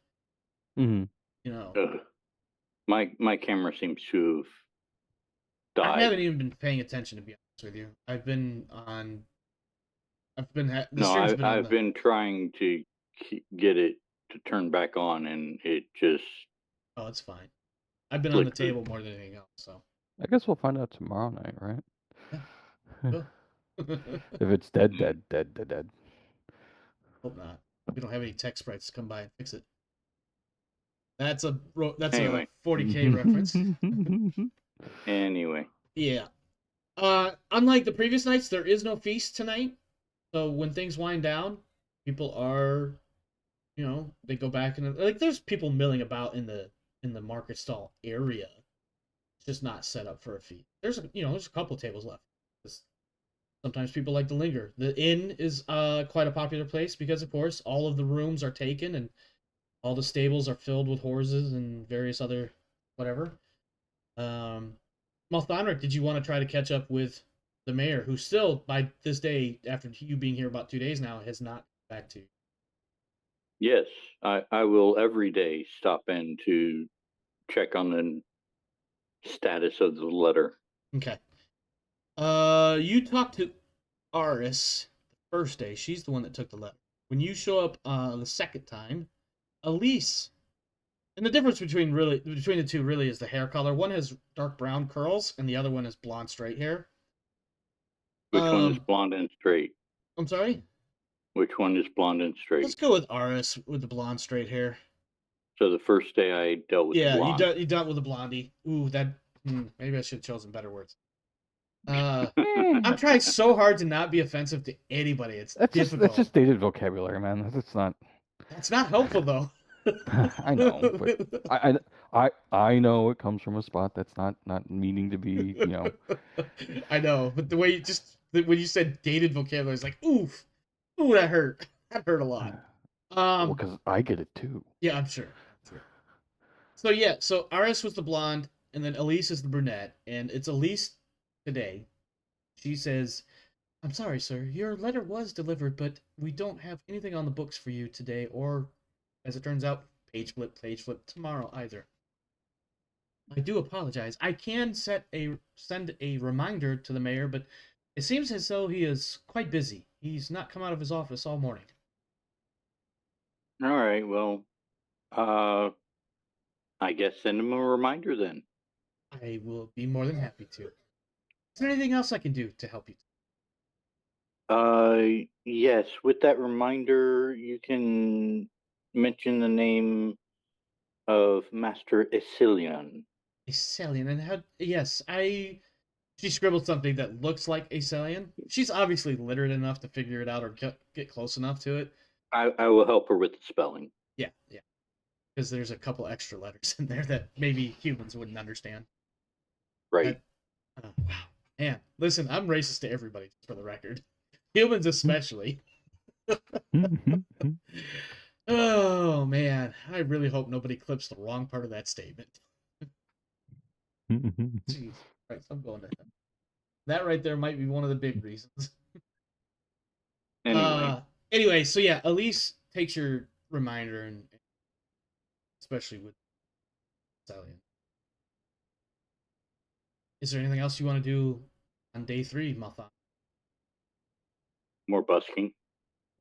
I'm sorry, one more time? More busking. Playing Busking? my violin more. What the hell is busking? Busking is when you set out your hat or Oh, instrument case you're or looking. something to collect money.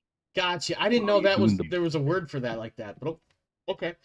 Give me a In D&D, it playtest. would be considered the bard thing. He's doing the. Excuse me. He's doing the wizard bard thing. Except he's not trying to fuck everything that walks by. Not yet. Hey, I'm a high elf. Unless another high elf walks I have by, high standards. it's not happening. All I heard was I'm a high elf. I have high standards. Yeah, give me a playtest. I do. Sir. Okay. That doesn't look good. No, it doesn't. But it wasn't a critical fail. No. Would you like to spend fortune? I think you only have like 2 of those. I only have 1 of those. Oh. Yes, unfortunately, elves don't start with that stuff. They get points they have to So spend. it just sounds like I'm sitting there I think what you get is tuning my violin and not being very successful at it. yeah. I think you managed to put out a couple of your notes that you've put together, songs, whatnot, but not too many people seem interested. In fact, probably because they're spending a lot of the day doing their own dealings and they're not really paying too much attention to you. A lot of people caught up in their own. Speaking of which, yes. could I make a Svaldi? gossip roll to kind of see if there's anything Absolutely, like major movement of money or anything? You can absolutely make a gossip roll. All right. Maybe you spend half the day chilling out in the inn, talking smack and sipping on cups of 32. 32. I would also like a gossip roll based on people passing It's by. just that one lady talking about that stupid pink house again. Yep, probably. It's gonna be every failed gossip roll now. Yeah, for the rest of the campaign, some lady talking about the paint colors. Go ahead, Malthanric. I guess you can make a gossip. Maybe you overhear something as people wander by. Not with an 87. Nope. You hear plenty. It's just you're not really. I think at some point you get frustrated with your music and the sounds aren't coming out quite right. Nobody really complains. Nobody says anything. Nobody gives you dirty looks, but you definitely don't catch anything of conversation or whatnot. Yeah, nobody decides to hang around long enough for me to catch anything. All right. Day 3 fades, and it is the morning of the 4th day of Pelath's Triumph. This is kind of a big day, because in the evening, not only is there going to be a big feast, but excuse me, I'm sorry, let me rephrase where I'm going with this. This is day 4. This is the big day, the big shebang of Pelath's Triumph. Today there is a sermon at dawn, speaking of the return of the light, reminding the people to remain vigilant against the dark, and that only together as a community, and with the guidance of and faith in Pelath, can the terrible things of the night be kept at bay.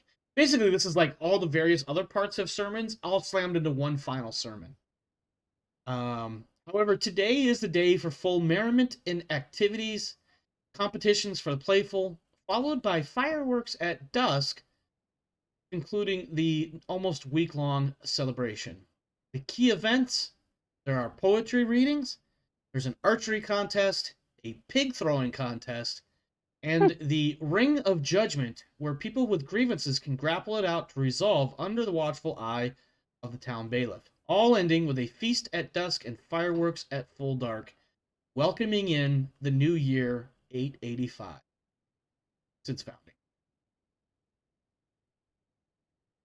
It is mid-morning. What would you like to get after? What I will, before you answer that, I will point out a lot of setup is going on.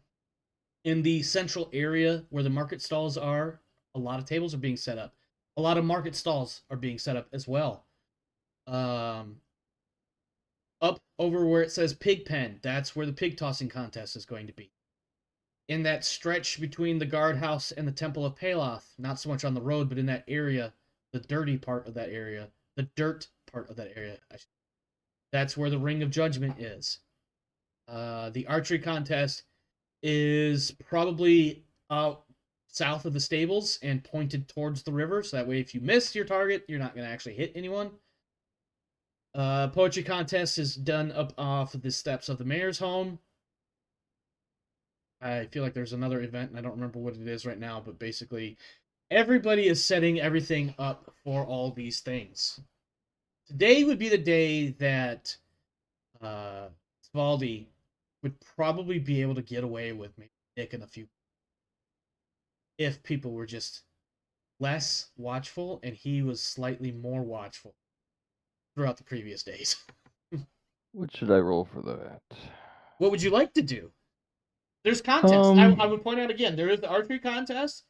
If you don't have a bow and several arrows will be provided if you want to participate. There is a small fee of 1 silver for such things.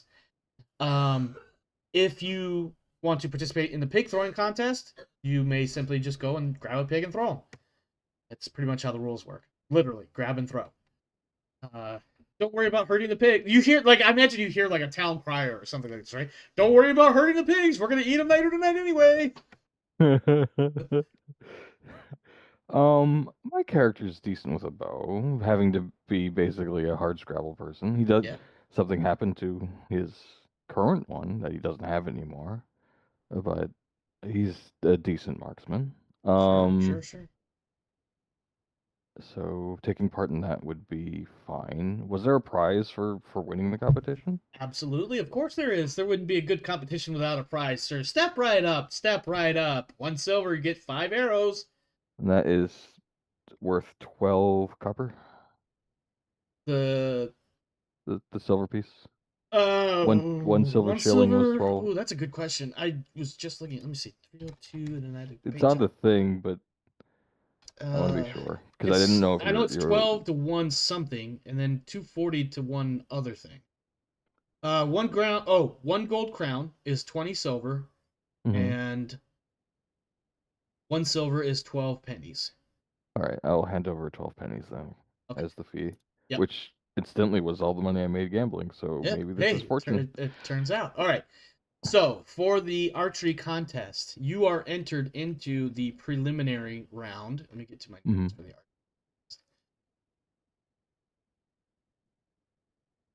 Pigs. Archery. All right. You get... All right. So the targets are at sufficient range from the firing line as to negate any modifiers on the ballistics test. Each contestant is given 5 arrows. You will roll your ballistic skill 5 times, counting each degree, this game uses success levels. And then whoever has the highest number after 5 arrows wins the heat and is able to compete in the semifinals, which will be held around 3 o'clock as we would understand. Okay. So, grab me an extra die or something here to see how many successes you end up with. All right. So my skill at bow is 42. All right, so all you got to do is roll up 42. And the more success levels you get, the better, obviously, because you get 5 tries. Oh, that is nice. That is an arrow hitting the part of the target that doesn't count as scores. So 1 arrow. Okay. That's your second arrow that actually hits the water. After a moment, you see it come back up to the surface and it just rides the current out. And that's... What was your ballistics? 40? 42. So that's 2 degrees of success. Or, god damn it. 2... What's the word I'm looking for here? 2 successes. Yeah. You have 2 more arrows. That is... Unfortunately, you hit the target frame, not the target. That is 1 additional success level. Right? Yeah. Yeah. And that was 1, 2, 3, 4. That's all 5, right? I think so, yeah. Okay. All right. So I'm going to roll 5 times. Oh, nope. Sorry. Do we have another contestant? Step on up, Yes. Sir Elf. Do you have your own bow? No. Okay, you'll have to give me a silver. Okay. Or 12 copper. Same thing. I'll give him 12 copper. Okay. There you go. Gives you a bow that you can rent. You won't have, if you make it into the semis, you won't have to pay for it at that time. What was your target number for your archery skill or ballistic skill? 50. 50. So unfortunately, you also just hit the target frame, not the target. Oh, come on. Wow. That also ends up in the river. That hits the target frame, but not the target. Slightly closer to the target, I should say. Fourth arrow. Just waiting for the algorithm to reset a little bit. That is 1 degree of success. God, it's not 1 degree of success. It's 1 success level. It's fine. Same difference. Yeah. Verbiage. I literally have in my notes as, or whatever this game uses. So unfortunately, the elf is beaten by a human. There are a few humans, Malthanric, that are giving you what you probably know as that thing the humans call the stink eye. Yeah. There is a third contestant. He's going to be rolling against. I'm going to walk off and head towards the. Like, I'm not even waiting for the results. I'm just going to walk off and head towards the mayor's home. Okay. Where the poetry is. There you being go. done. All right. There is another contestant in this heat. He is going to roll against a 35. He's going to be one of those guys that has like all the talk and no action. So let's see what he does. Maybe he gets lucky. He might. That's 1 right there. Change color on this. Second throw or second shot. I did say 35, right? Just so I'm not crazy or less crazy, I suppose. So that's there's 3. a second. This is third arrow. Oh my god, I'm starting to feel bad because that's still only 1.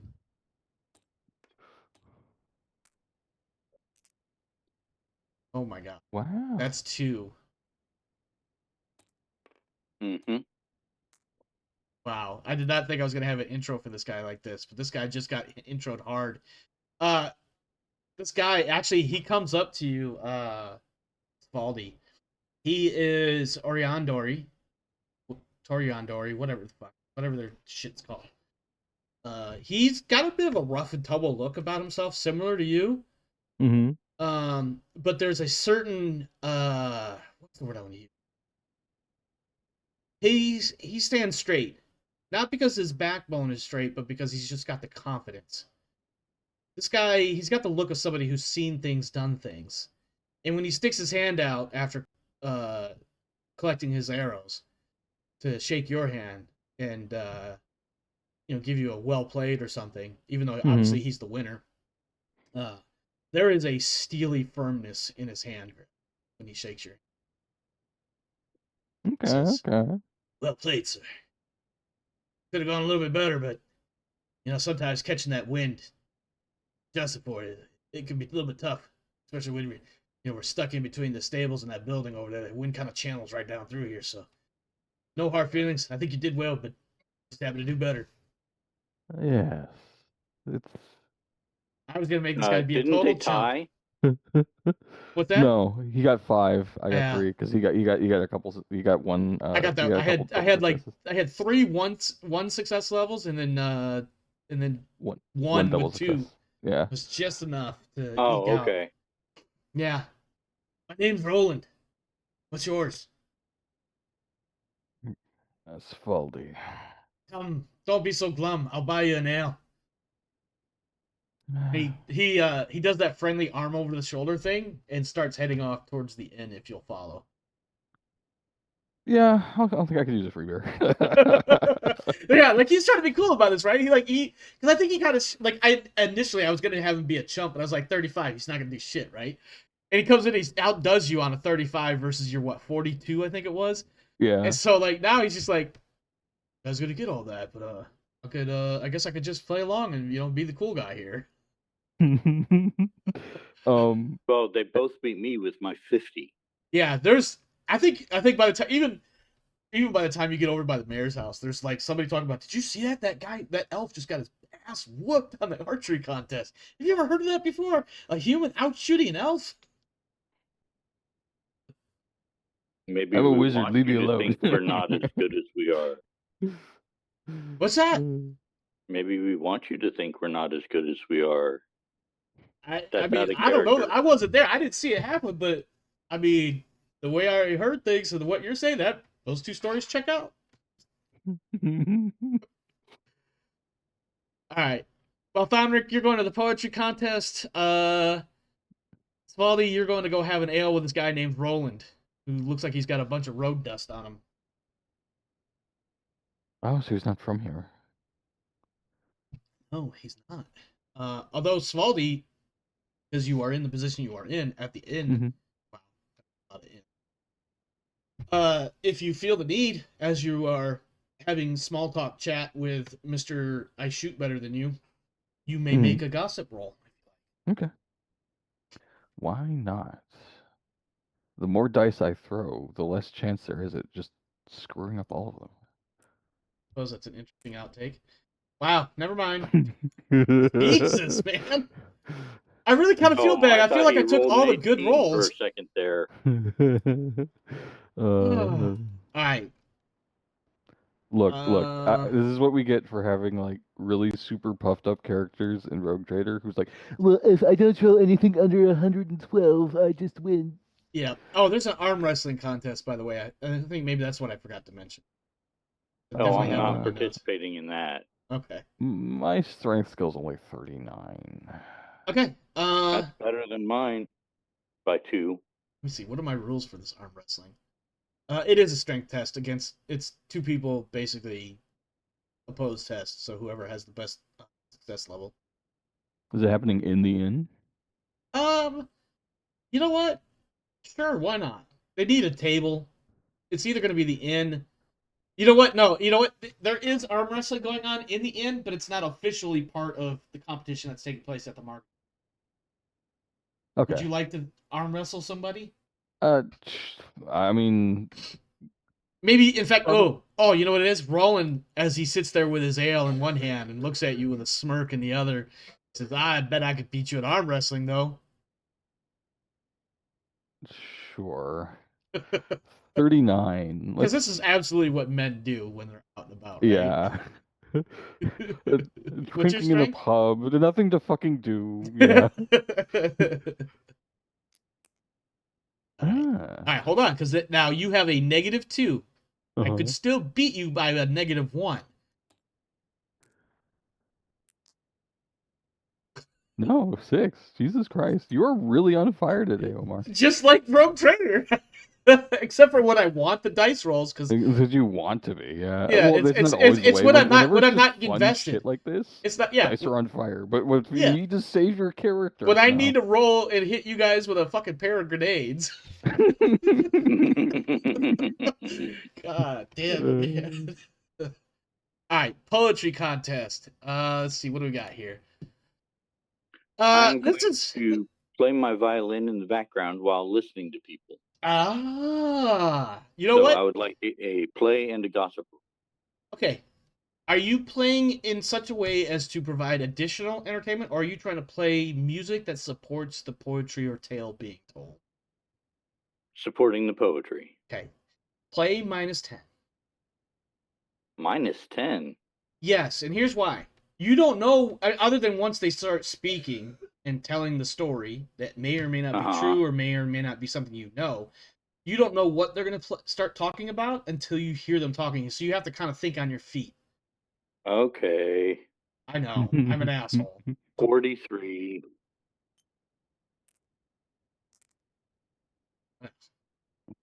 Wow. Good God. Okay, now. I'm going to use a fortune on that. Okay. You're 1 fortune, right? Yep. Okay, that's fair. It's fair. I mean, you're trying to play music that accompanies the story or poem being told, so significantly better, but not quite Better. enough to be. So instead of being ear So I'm a rapey, little off. It's a little eerie, yeah, but it's definitely got the. it's not Oh, you know what it is? on point. You're not hitting the right tempo points, right? You're not hitting the points that like you're not getting the dramatic music at the dramatic moment. You're getting the dramatic Right. moment or music about a beat or two behind. Yeah, like I said, a little eerie. Yeah, it's almost like watching a video and the audio isn't quite synced up. Yeah. Like I mean, these pop kids don't know how to do real poetry. you do want to make a gossip roll. There is no modifier in that, so go ahead and make your gossip roll if you'd like. That's unfortunate. The gossip is going to be, look at that guy trying to pick up the gossip and just sucking at it. That's what you're starting to hear. I'm sorry. That was a bad joke.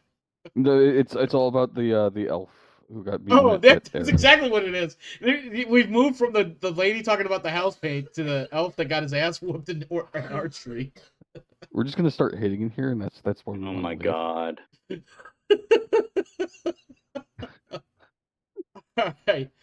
I'm going to end up heading back to the inn early so that I can get myself a place. You right? Okay. We do have the official arm wrestling contest and the pig throw contest. If anybody is interested in that. Otherwise, we can go ahead and move on to the final bits I'll throw a of the pig. festival. I've got some steam to blow off. Yeah, that checks out. Checks out. He's like, there is a pig throwing contest, and I'm feeling a little bit juked right now, so I'm gonna go see if I can't throw me a damn pig. So let's try your pig contest. Okay. Is that So, strength? all right. So, let me set the scene here. All right. Once I find my notes, there we are. So there is a man named Stefan, who is the local pig farmer. He has 3 different sized pigs arrayed in a small pen that are being used. Can you do me a real quick favor though, and roll 1d5 minus 2 Sure. with a minimum of 1? That's a 7, so that would be. It would be a 4 minus 2 is 4? 3. So all 3 are still alive. One of them is looking a little bit worse for wear, a little slow to get up. Probably the medium-sized one. Probably because it's been tossed a few times already. But he explains the rules to you in that here in a little while, whichever, it doesn't matter what happens, all the pigs are going to be eaten tonight anyways. Right? So they're going to be slaughtered and butchered and cooked up here shortly.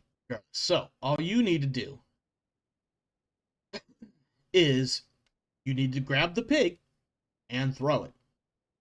Now, what he's doing is he's about to let all 3 pigs out and start slapping them with a little cane to kind of get them to run around the pen a little bit. So you'll have to grab one, which will be a close combat roll for grappling. Okay. And then you'll throw it. Now, based on the size of the pig you attempt to grab, there will be different modifiers in play. So we've made this very simple. There is a small, a medium, and a large pig. Which one, as he lets the pen open and starts slapping him on the backside to get him to run around, which pig would you like to go after? See, there's 2 lanes of thought going on right now because I'll put it to you this way. Recognizing this kind of game, Uh-huh. you do not want to be the man who throws the small pig unless you are also small. Fair. And Svaldi is 6'2", so there's no way he's going after the small pig. Sure. And he's Nornish. Whatever. Sorry, go ahead. Mm-hmm. And the medium pig is also kind of now looking to look for wear, so he might be easier to catch. Mm-hmm. So he'll go after the medium pig. Okay. So it'll be close combat plus 0, and then a strength plus 0. Okay. I believe close combat is weapon skill based, so Close combat should be weapon skill. Yes, weapon skills. I don't know what I'm. That will be a 31. That's not so good, but we're You don't have any advances in close combat? or melee basic. I'm sorry, I'd say close combat. I think it is melee basic. Basic. Let me double check that. Would be really quick. 37. But you make that check because yeah, melee basic. Sorry. Okay, that's 37 then.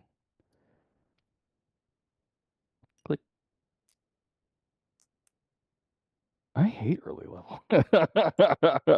What'd you roll? 73? Oh, hold on. 73. So that's -4 for you. Yeah, that Wow. pig, not only does he scoot out from your arm, I think, in fact, you get a bit of a grab on him, and the pig just kind of like kicks a little bit, and then suddenly just squirts right out of your hands, does like a basic 180, and then snorts right at you, and then runs right between your legs, away from you. That's not... You get, let me double check, I think you get multiple attempts to catch him. Oh, yeah, you do have 3 total attempts to grab the pig.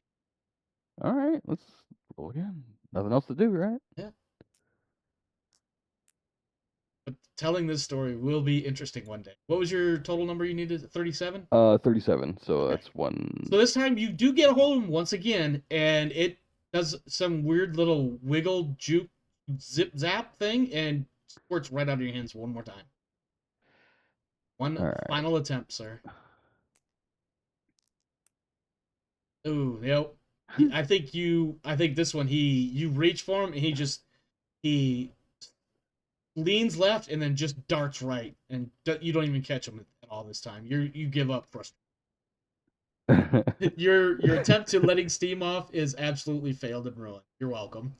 But this is gonna be a great story one day. Yeah, you remember that time I tried to catch that damn pig to throw it and I fucked up every time? Stefan, what's gonna happen is that pig's gonna end up on my plate. He absolutely is, and you're gonna be talking about that pig while you're eating it. Stefan just gives you one of those like, sorry, dude. This is the way it happens sometimes, and so, sorry about your bad luck. Yep. All right, Malthanric, for the final bit here, is there anything else you would like to do? To remind, we have the pig tossing, we have the arm wrestling, we have the poetry that you attempted. There is the Ring of Judgment. Now, you guys don't necessarily have grievances with anybody to work off, but if you chose to interact with somebody, you could. But this is absolutely a bit of a round what would of actually participating in the poetry consist of? Effectively, you choose the tale you want to tell, and then there is a totally not stalling because I don't remember what it is, and I have to look it up. Fellowship. Fellowship. Yep. Entertainment, probably. Yep. Just a fellowship characteristic. Although I guess arguably, if you did have like an entertainment, there is an entertain skill. No thanks. I'm not even gonna try that. No worries. You probably have fellowship as a dump stat too. That's fine. All good. It's all good. But that it wasn't even a dump stat. I took what was rolled. I hear you. I also have done that myself. It does. I thought it would be like intelligence or something for having a tempo and.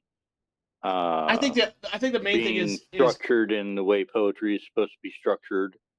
I think that's arguably valid. I think the bigger thing I was looking for was the entertainment side, because the winner of the competition is the one who gets the loudest cheers, effectively. Oh. One final gossip or perception rolls as desired, just to kind of get a feel for what the town is feeling and all that stuff. Sure. Either case, choose whichever one you want. The modifier is 0. Perception. Maybe I'll actually roll under 50. Nope. It's far too soon. And maybe I'll roll under 60. The trick is to not say the number, right? Hey! So 2 success levels.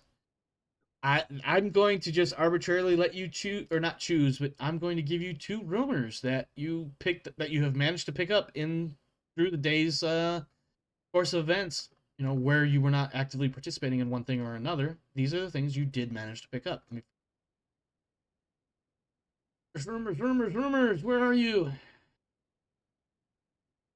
So the one thing you got, this one doesn't necessarily qualify as a rumor specifically, so much as it is, let's call it the result of kind of asking about and investigating to a certain degree. The mayor has not been seen since midday of day 2. Strange.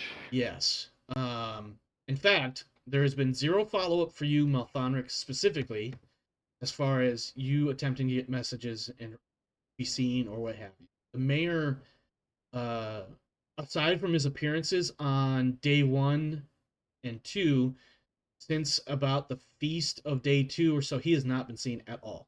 And mind you, this is day 4 going into the evening phase. Day 4. So basically, for 2 days, he has not been seen by anyone. Secondly, um, I'm not going to give you that one. That one was kind of. So I'll give you the other one. You have noticed, of course, that since about day 2, there have been an awful lot of people in town. A lot more than there was in the previous days.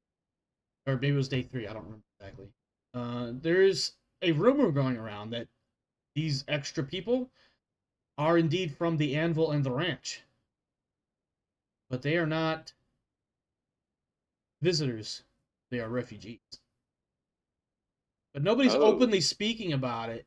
It's just what is being whispered and what is being conjecturalized or theorized is that they are here not as visitors or friends, but they are here as refugees, and they arrived after the first evening with only what they brought. Oh no! That sounds silly the way I phrased it, but basically they showed up. No, with I get it. Yeah. Because if you're coming here for a festival, you're probably bringing a wagon or something. Yeah, exactly. Exactly. Yeah. The last little bit I'll give you on that is that most of these extra people are camped out on the south side of the river, just outside of town, and it doesn't look good. Insofar as like, it's not like organized tents or anything of that nature. It's people like sleeping in the grass, and because there's no other place for them. Mm-hmm. At this point, it is about 4 o'clock. The sun is starting to go down. You've probably got, because we're so close to the Rockholm Mountains here. When the sun goes down, it goes down early. So by about 5-ish, the sun starts getting real dim, and by 6, absolutely, it's dark. Just because of the positioning of the mountains and everything. You've got about an hour before the final feast kicks off. If there is anything you guys would like to do, or maybe even perhaps bump into each other and have a moment where the players actually, or the player characters may actually become a party. Roland, by the way, Svaldi, since you wandered off for the pig throwing contest, he has fucked off to somewhere else. Or, for all intents and purposes, you don't know where he is. He wished you good luck and left it at that, basically. So from spending the day and then having like very bad performances. Sorry, you were saying?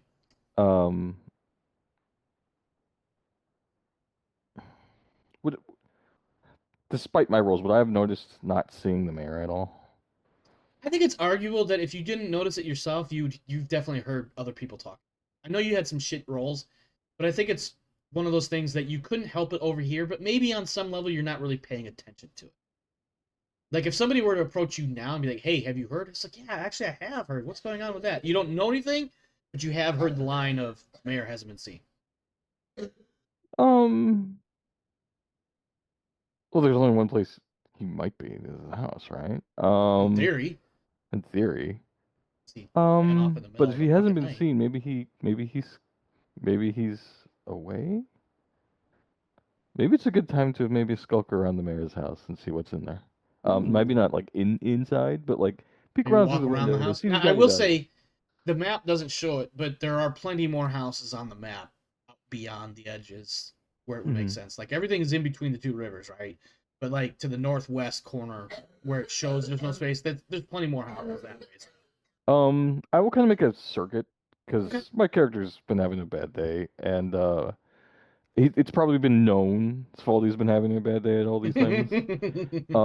So everybody's like, "Hey, did you see that Neorn? He's just so mad, isn't he?" Walking around to blow off some steam would probably be, like if a guard was like, "What are you doing over here?" Like, just taking a walk. Leave me alone. Yeah. Go ahead and give me. I don't suppose you have anything for like.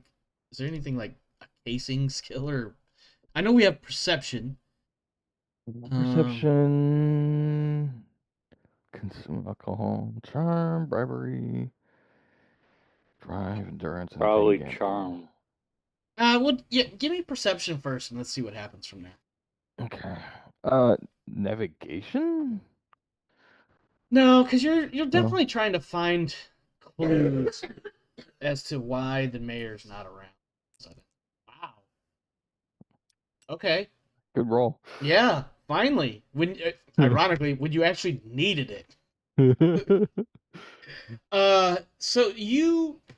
So After, would he run into me at this point if I was trying to get up on the mayor's roof to look in the windows? Sure. before that happens, I want an agility roll. Because I'm gonna laugh my ass off if you fall flat on your back, and that's when you see Svaldi. Oh dear God! Oh, fuck. I think that's exactly what happens. Yep. An 86. I don't even know what your agility is, but I'm pretty sure that's a fail. 45. Oh yes. Oh yes. 46, sorry, is athletics. Yeah. I think that's what you have. So I think this is what happens, right? It's not quite the moment you left the pig pen and had failed at grabbing a single pig. These little fuckers are wily. Let their size fool you. They really are. You definitely wander around for a while, and you're not even really paying attention to where you're going. It's not quite dark, but it's getting dim out as the sun starts its dip below the.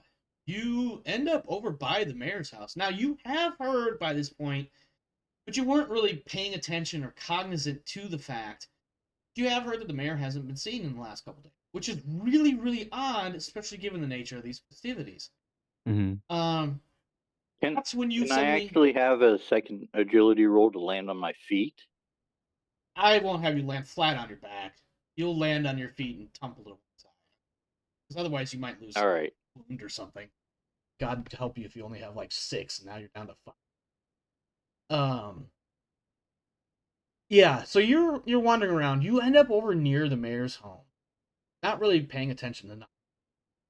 And you hear a thud, not more than a few feet in front of you. When you look over, it's an elf slipping off what could only have been the roof of the mayor's house, landing on his feet for a second and not doing a very good job of catching himself before he falls over onto the side.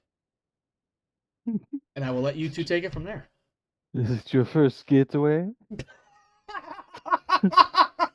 I'm sorry. what? I'm sorry. Don't let me laugh your at first you. getaway? Maybe I should nix the accent. Is it your first getaway? Getaway? I'm not trying to get away. Fuck. I was trying to get up on the roof. Oh, but leaving through the roof is also quite a good getaway. Not what I was trying to do. If you say so. What were you doing on the roof then? Well, have you heard about the mayor not being seen for a few days? Some of the folk around here talk about it, yes. Yeah, I was trying to figure out if he was still holed up in his house or not. Well, that's quite an opportunity. I was also kind of just wandering about. Perhaps 2 heads are better than 1. Perhaps. I'll make my way over to the windows and just kind of like do the casual like peer and see if anyone's home. Okay. Now Well, they're second floor windows. Oh yeah, that's right. Yeah. Yeah. The first floor is. These buildings are a lot bigger than what they appear. Yeah. We'll start with the first floor. On the front. If Okay. First floor you can just walk in. I kind of just look at myself and look back at the elf. Yeah, do you want to go inside the first floor? This. Do you want to go on the first floor right now?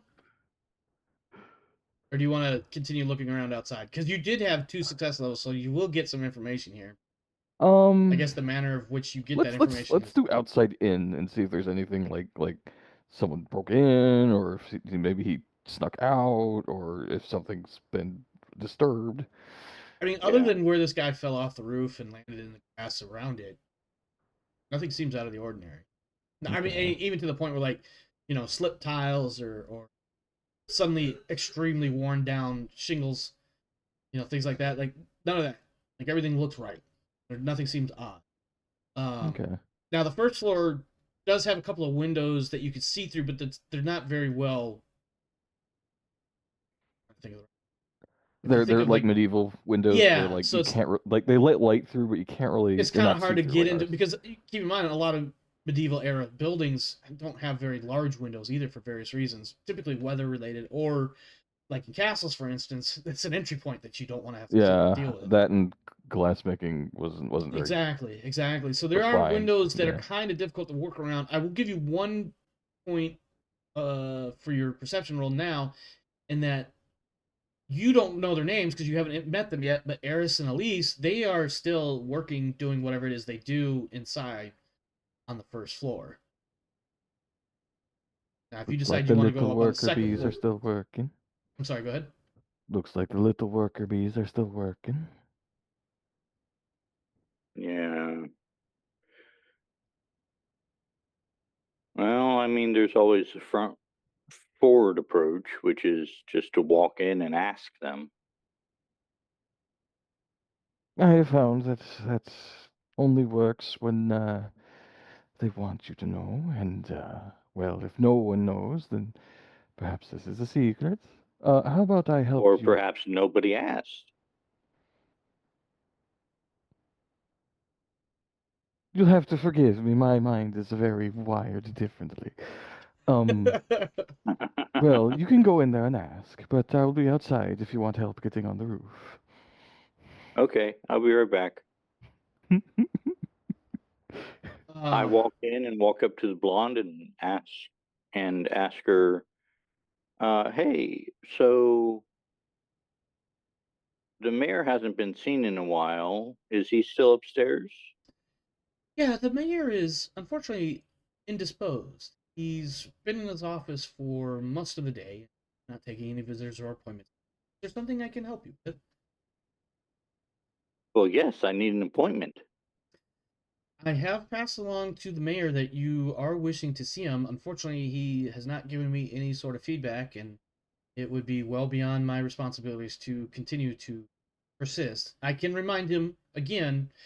Fortunately, that's about all I can do. She's giving you the customer service approach here. She's got the full on like No, I professional. need him to do more than just receive a reminder for me. I need him to actually see me.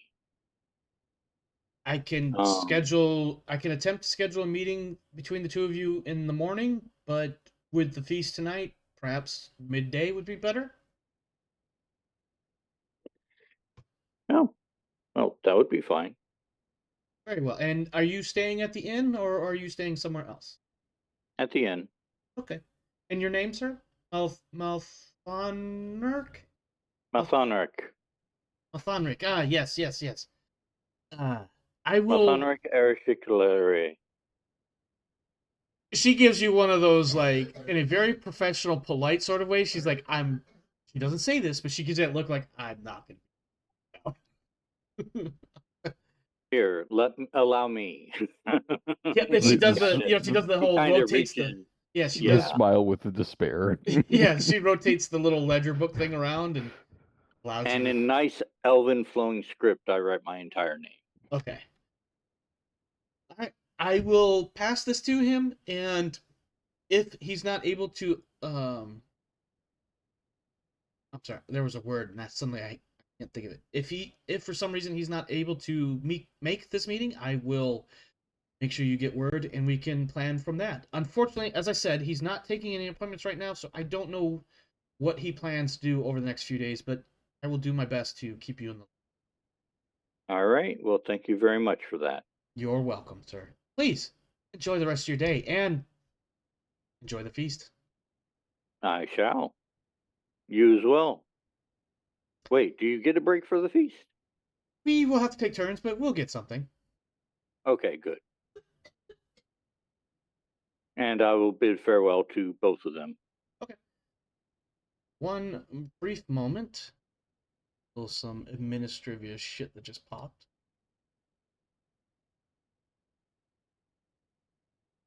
We will go to, in just a second, we will go to Svaldi to see what he... Good, nothing there. Excellent. Svaldi, you still have one, I guess you could say, one free question to be answered. But what would you like to attempt? What is your methodology of... Since it's looking like we're going to have to get ourselves under the roof, is there any point where that would be made easier um for the climb? Perhaps Because between your good perception and his failed agility, you do note that there are a stack of boxes or something, some sort of crate sort of thing, that with a little extra oomph, you might be able to make it. You start to climb, and you notice that there is a window very close by, and you are able to get just the right angle to glimpse the mayor himself in one of his offices or rooms or what have you. He appears to be standing, leaning over some sort of map or a handful of documents spread across a tabletop surface.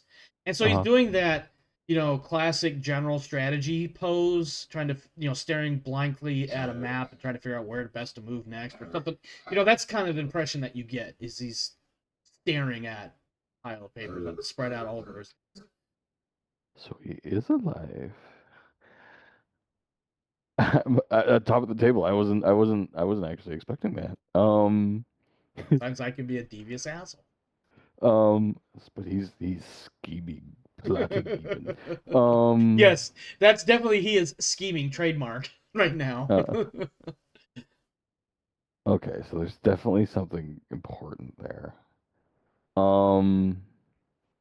Mind you, you don't get much more of a view. You can see him and the fact that he is standing over some sort of table or desk, but beyond that, you don't have enough of an angle, and you definitely don't want to be exposed for too long. You are exposed. He could turn his head and see you. You could also be seen if a guard comes around the corner at any second. Yeah, I'm going to just sort of like test out like what climbing would be like if I have to come back here later, and then I'll get down from the crates. Like Okay. there's sort of like that, can I reach from here kind of thing, and then I'll get back down. It would take a certain agility feat to swing yourself from the top of this crate and through that window. Not knowing Okay. what's on the other side may not be the most advisable thing, because for all you know, it could be crashing into something soft or something loud. Okay. And making it to the roof would be doable at least. It registers as a possibility. Okay. Just noting a potential like In case you need way to come to get back, places. this is the way to Yeah. do it. Yeah. Okay, and then I'll get off the crates before somebody notices. But I will note he's pouring over a map or something. He's definitely pouring over something. Yeah. And thankfully for you, the nearby guard didn't roll a high enough or low enough score, or yeah, you know what I mean. He didn't pass his perception. Good. I've been having bad luck today. I guess I it's did not only need to fair do that that. I get to fail a little bit. As you are both more or less rejoining, presumably towards the front of the house, or maybe off to one side, who knows. You hear in the distance, from the market stalls area, where once again the feast tables have been set up, as well as a bunch of lit torches all around, so there's plenty of light for everybody. It is, minutes from what would otherwise be sunset. You hear someone yell, "Whatever! The food's not getting any hotter! Dig in!" And the crowd just kind of gets like, "Hell yeah, let's go, let's get some grub," and everybody just starts digging in. And there is plenty of pork, especially, and ample amounts of beef and chicken and bread and random veggies, lots and lots of ale, all sorts of ale, and a little bit of wine. Can I come back out right before he comes down? Sure. I mean, he's coming down on like the opposite end of the building. Like, you're coming out the front, he's coming down the back. Like, I'm looking for him, though. Yeah, sure. So, like, Probably- I'm circling around the building looking for him. You might catch me actually hopping off the boxes. Yeah, I think that's where you do catch him. Is he's coming down off the boxes? You're probably like, Yeah. shit, how did I miss those boxes? Kind of brush I look myself at the off. boxes, look up. Huh. Once again, a human does something that an elf ought to be able to do easily. Yeah. So, what'd you see? He's definitely got something in there. He's huddled over a desk and staring at something very intently. Whether that's a piece of valuable information or just his reflection, I don't know. To He be is clear, alive, though. yeah, to be clear, He's Alturios, alive. he was. You definitely noticed there was sufficient movement. I mean, he wasn't doing a whole hell of a lot, but staring at a tabletop. But Mhm. there was sufficient movement to make you believe that he was alive and not frozen in time. Silly, like. Yeah, well, I figured.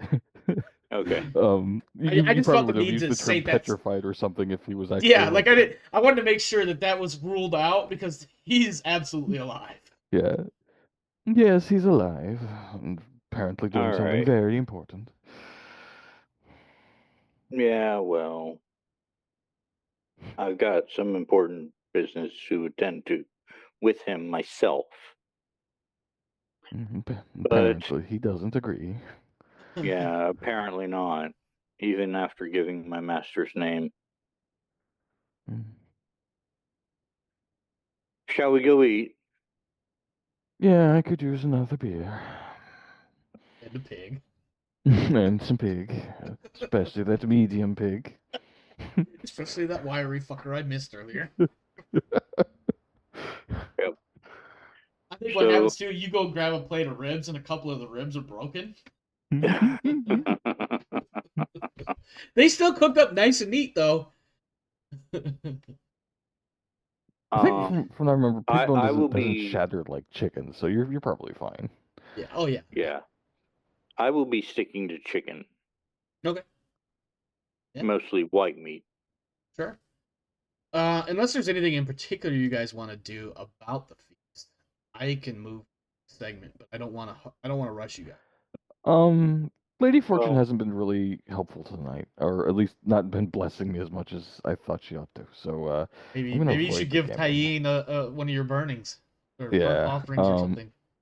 I Which is may ironic need to- because in order to appease her, you have to give up some of your money. yeah, so I might have to. Oh, So Well, he doesn't have any money. Maybe that's why. This is I what have it is. I Tyene have is upset. 15 copper, but like 15 copper is like emergency money, man. That's not how Lady Tyene sees it. I know. I after finishing with the chicken, I will pull out my violin and Sure. start playing a little bit. Okay. Are you playing for anybody in particular, or are you just playing to play? Just some background noise for the meal. Okay. And of course, my violin container is sitting there open for in case people want to donate. Sure. Give me a play test. See how much money you might get off. Oh, 3 copper. And you get the feeling that some of it might be sympathy money. okay, 3 3 coppers better than nothing. It is. It is. Anything else? I don't want to rush. I'm just trying to see if there's anything you guys want to get after before I move on.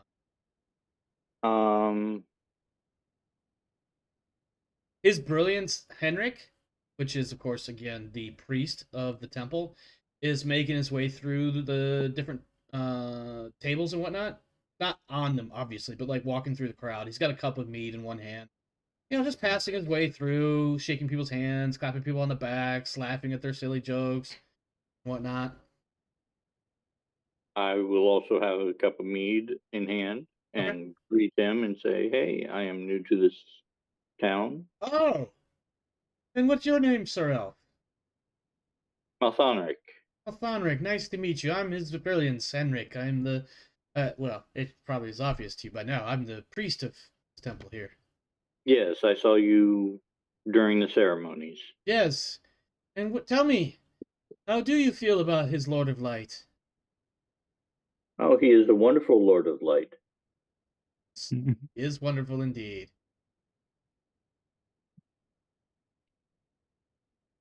Well, I have some fireworks to attend to, so there's nothing else. I just wanted to introduce myself and Ah, pleasure to meet you. Now, before he likewise. wanders off, he does look at a couple people around you, and he does lock eyes on Svaldi. He's not gonna, overstep any boundaries, but he does make eye contact with you, Svaldi. Would you like to maybe shake the priest's hand? That huff said so much. um, you can't be rude to the head priest. You can't be rude to a priest. It's so weird to do that. That is a good way for Pelath to be like, well, I guess you don't deserve any light tomorrow. No light for you.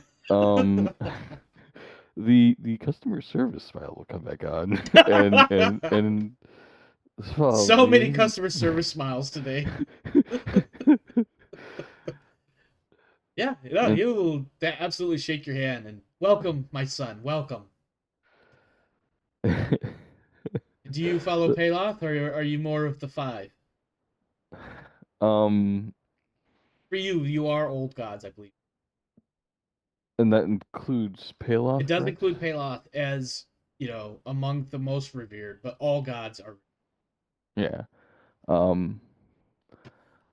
I wouldn't be a child of Neorn if I didn't appreciate the rising sun. Neorn, it's been so long since I've even heard of your kind, let alone met one. A wonder and a joy. Well met, sir. Well met. Yes, I hope this town will be as welcoming as you. I think my flock here are some wonderful people. Surely not all are as bright as others, but wonderful people nonetheless. We take our blessings where we can find them. Indeed. And then Palos Light we go. I'm sorry, I do need to go. I have some fireworks to finish setting. Do not let me keep you. Have a good evening. I will give a proper elven bow. Of course. At dark, as the food and drinks continue and the celebrations become only louder, the sun has disappeared, of course, behind the mountains. Galforian, at this point, is supposed to make an appearance. The rumor is, and people are starting to murmur as such, that Galforian is the only one that is supposedly authorized to make an appearance to set off the fireworks. Unfortunately, he does not. And as full-on dark descends and time slowly ticks by, there's a certain growing tension in the group, or in the crowd. I'll give you guys a brief moment if you would like, interact or do something about said tension rising. People, there's a lot of, where is he? He's the only one that's supposed to set off the fireworks. His brilliance is waiting for him. This is actually a faux pas on his part, isn't it? Mm-hmm. This is sort of like this. You have failed to show up for an appointment that lets Yeah, this town basically. keep running. Yeah. Yeah, he is clearly busy with something. I will try to delay the cloud's anxiety Okay. by playing some violin music. Please give me a playtest and please pass. Please pass. Wow! Almost a critical success. That is, in this game, by the way, critical success on tests is a 5 or less, and a critical fail is a 96 or more. Ah, that's where you got this from. Okay. Yeah. So, not quite a critical success, but there is, I believe, 5 success levels or something like that there? I don't remember what the target number was. Like 50 or something, wasn't it? 53. 53. So yeah, 5 success levels. So yeah, you start playing, and I think at first there's a few people that they've heard you play earlier today, and they're like, I don't know, man. I don't know if that's really the right answer right now. We really wanted fireworks, and the mayor's the one that's supposed to do it. In fact, I think you hear somebody muttering that. But then after a few minutes, you hear somebody else be like, "Oh man, hold on. He's got something. It's a nice melody. It's really actually kind of calming. I can actually get behind that." hey, let's go get another drink, man. Things aren't so bad. And the crowd does start to simmer down a bit. I mean, there's still some tension and some definite murmuring and whatnot about where is the mayor, and it doesn't seem like even the bailiff Arnoff has wandered off to go get him. Like everybody is pretty much just waiting and waiting. Kind of, I think there's like an unspoken thought of like, all right, come on, mayor, get the hint that we're waiting on you. Um, as you are doing that, there is a brilliant green flash in the distance to the east. And when I say brilliant, it is bright enough for everybody to notice it. All the murmuring stops. Because everybody suddenly stops whatever they were doing and looks towards the east. And you start hearing things like, what was that? Did you see that? Yeah, I saw that. What was that green flash? What was that? And then you hear, what is that? What's that right there? And somebody actually points, and up in the sky, a tiny speck of light, arcing and descending, a green twinkle to it. And then behind it, more, tens more. And then hundreds. And then what surely must be thousands more, arcing down behind it. And they arc downward. And it becomes readily apparent these are not fireworks. This is fire. Arrows arc down and land, buildings catching fire slowly at first, but with a flash of wind, the burning of the town begins. A mighty roar fills the air as the people, frightened, begin running in all directions. More arrows fall from the sky. People now are being hit by arrows. More buildings catching on fire. Arrows hit the ground and then gutter out. There's nothing there to burn. I need each of you to make 1d5-1. Or excuse me, roll a 1d5-1 first, and then you're going to make that many agility tests in order to avoid getting hit by an arrow. Oh, no. There are a lot of arrows. That's 3 arrows for Svaldi, and 3 minus 1 is 2. 2 for Malthanric. Alright. I want to double check my notes. It should be just a straight agility. Okay.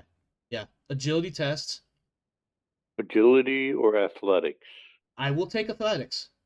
Because you are, at this point, probably running, ducking, dodging, dipping, diving, and dodging arrows.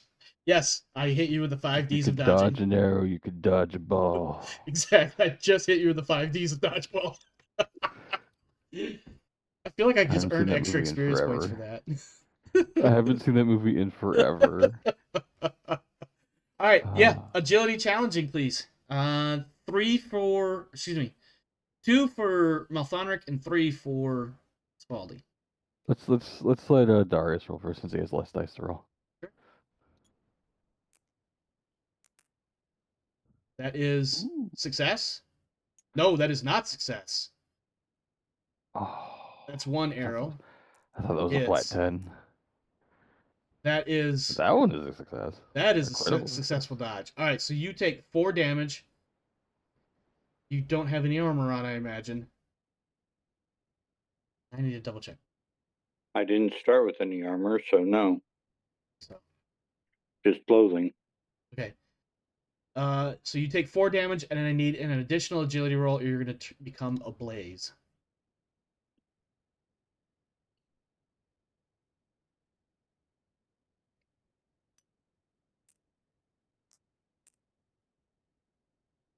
Okay, your robes are on fire. Stop, drop, roll. Stop, drop, roll. Yep. Svaldi, give me 3 agility tests, please. As the oh shit factor just suddenly skyrocketed. All right, athletics is 40. That is 4 damage. 1 additional test coming soon. Is that spot on? No, that's slightly over. Oof. Oh man, you might die. Can I fortune that to be a 36? You absolutely can fortune reroll. Okay. Actually, okay. That was a 46. That would have changed it to a 0 success? Yeah. It would have changed it from a 0 fail to 0 success. So Correct. that would have been just enough to technically dodge that arrow. So you've only been hit by 1 arrow so far, but you have All right. spent a fortune point. And That was one of the then- tricks that we used to do in Imperium Maledictum, because it uses the same idea. Okay. And I will make the third one. Yep. Oof. Why? Okay. Now I need 2 additional, or you're going to be on a. I mean, if you fail 1, you won't need to make the second one. So there's that to Yeah. consider. But you have taken 8 damage, sir. Okay. Where is the place you track that on your sheet? On your wounds. I think it's on the 2nd page. Oh, I guess I just have to. Okay. If you do have armor on, you have body. No, I'm sorry, that was somebody else. I was like, you're probably not wearing. There's a either. big box next to the wounds column. Yeah, that big box. It's just really weird, but I'll just put an 8 there. Yeah, that's fine. Okay. Not being on fire. Okay. Yay. And now I need a second success.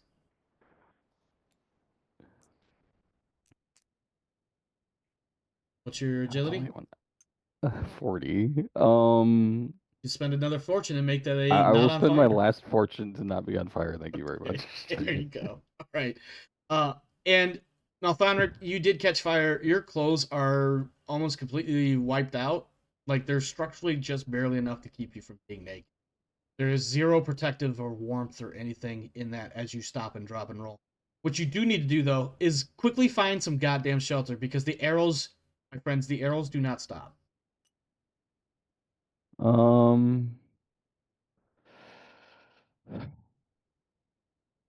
temple doesn't have a roof. Correct. What are the roofs on the other buildings? Wood or thatch? Or They are wood shingles. those will As just you look catch around you, a lot of the fire. buildings are on fire. And it's getting worse. I will say there are no thatch roofs. The market stalls are absolutely ablaze right now. Any pig pens and that stuff is absolutely on fire. Caught hay bales absolutely scorched. Wood shingles and wood tiling are burning a little slightly slower. But the fact that there's just so many damn arrows coming down, it's inevitable. This town is about to be wiped out. I'm going under the bridge. Okay. There's water there, Yep. and if I need to, I can just start swimming away. Yeah. Malthanric? I see you're kind of posted near the inn. Yep. I think he's using that stone. I think that's what. shelf. Yeah, I think what it is. He's under Yeah. that what looks like a stone covering. As I need to get out of this so I can get myself out of being burning. Mm-hmm. Okay. So I'm in the front section of the inn, just staying away from the fire. Okay. There is, I mean, as the arrows are just absolutely coming down. It's almost like a literal rain. Instead of raindrops, it's arrows. It's really what it is. Does it count as weather? I'm sorry? Does it count as weather? I'm curious to know why you're asking that. I have protection from rain. I mean, you're not getting more arrows right now, but unfortunately, the structure you're in isn't exactly stone. It's going to burn. It's just a matter of time. There is, as all of this is going on, I want you to. I mean, this is absolutely pure chaos, pure pandemonium. People running everywhere. If they're not running, they're dead or dying and or burning. Like there's already bodies hitting the ground as people are screaming. And horses in the stable are absolutely losing their shit. As we all know, animals tend to fear fire tremendously. Mm. And so Actually, you know what? Yeah. Seeing my friend run towards the river. Mm-hmm. Your new friend? I would probably, my new friend. Yeah. I would probably follow him. Yeah, not a bad idea. And, I imagine that like during the dinner time, you guys were probably hanging out nearby, unless other than like you're playing your violin and wandering around and whatnot. Yeah. Okay. A little bit. Yeah, Not no. very many other out-of-towners. So like, There's all definitely a the- handful of people like I don't know where else to go as the town literally burns before my eyes and the water trumps fire, right? Right? So there's a bunch of people heading for the water, but they still don't know what else to do. Everybody's shocked and confused. There is a horn blast. It is a deep, guttural, loud, echoing, terrifying sound. Anybody that's ever been anywhere near a battle, on the other hand, know that that's a battle horn of some sort. As you approach and kind of hide out in the water, there is something approaching your position. Mhm. But no, it's a cube. It should be more than a cube. No, it's a beast folk. Yeah. Through the Well, fire. we are hiding. No, yeah, but he's not by himself. I'm only dropping one because there's only one that you're gonna have to deal with specifically. But there are plenty of others nearby, and they are steadily getting. They're not running either. They're loping along, but they're not, charging. Hmm. But you are definitely looking at what appears to be some sort of beast man. In this game, this world, beastmen are a thing. Not exactly as written in the books for Warhammer Fantasy, but beastmen are certainly a thing. It sees you, it grunts at you, and then it starts to charge. That's where we're going to leave it for this week. Oh, fine. Button. It's a good Come on, you know I'm cliffhanger. a sucker for a good cliffhanger. It's a good cliffhanger. The town's on fire, and there's now suddenly a beast man in front of you. Like, yeah, we're doing it. That's a cliffhanger moment right there. Give me just a second here. Saved up, right? All right. Let me refer to my notes one last time, I think. And let me see, what do we got here? Go ahead and take 70 experience points for tonight. Wow. You know what? I'll give you the full 80. Definitely had a full session, especially with all those failures. I got hit with 2 arrows, man. I'm not feeling so good. I'm not feeling so good. Mr. Stark, I'm not feeling so good. I don't want to go. I got hit with 1 arrow. I'm not feeling so good. Yeah. Did manage to put yourself out. I will give you that. Did take away most of your clothing, except for enough to keep you from being nude. How are we feeling? Other than terrified right now. That was a faster start than the other one. I like that. I did like the I really did like the festivals aren't done enough in TTRPGs. Where you can just have the party have fun. Mm-hmm. Maybe lose some money, maybe gain some money, but like it's nice to see, because it's especially like in like D&D, it's kind of it's a little more common, but like in like most of Warhammer stuff, Yeah, never done at all. that's fair. So it's kind of cool to see it. Good. I know this isn't the Warhammer world, but it's still kind of nice to see, because it's not often that you get what would have been a beach episode was it were not for the ending there. I have been dreaming of this moment.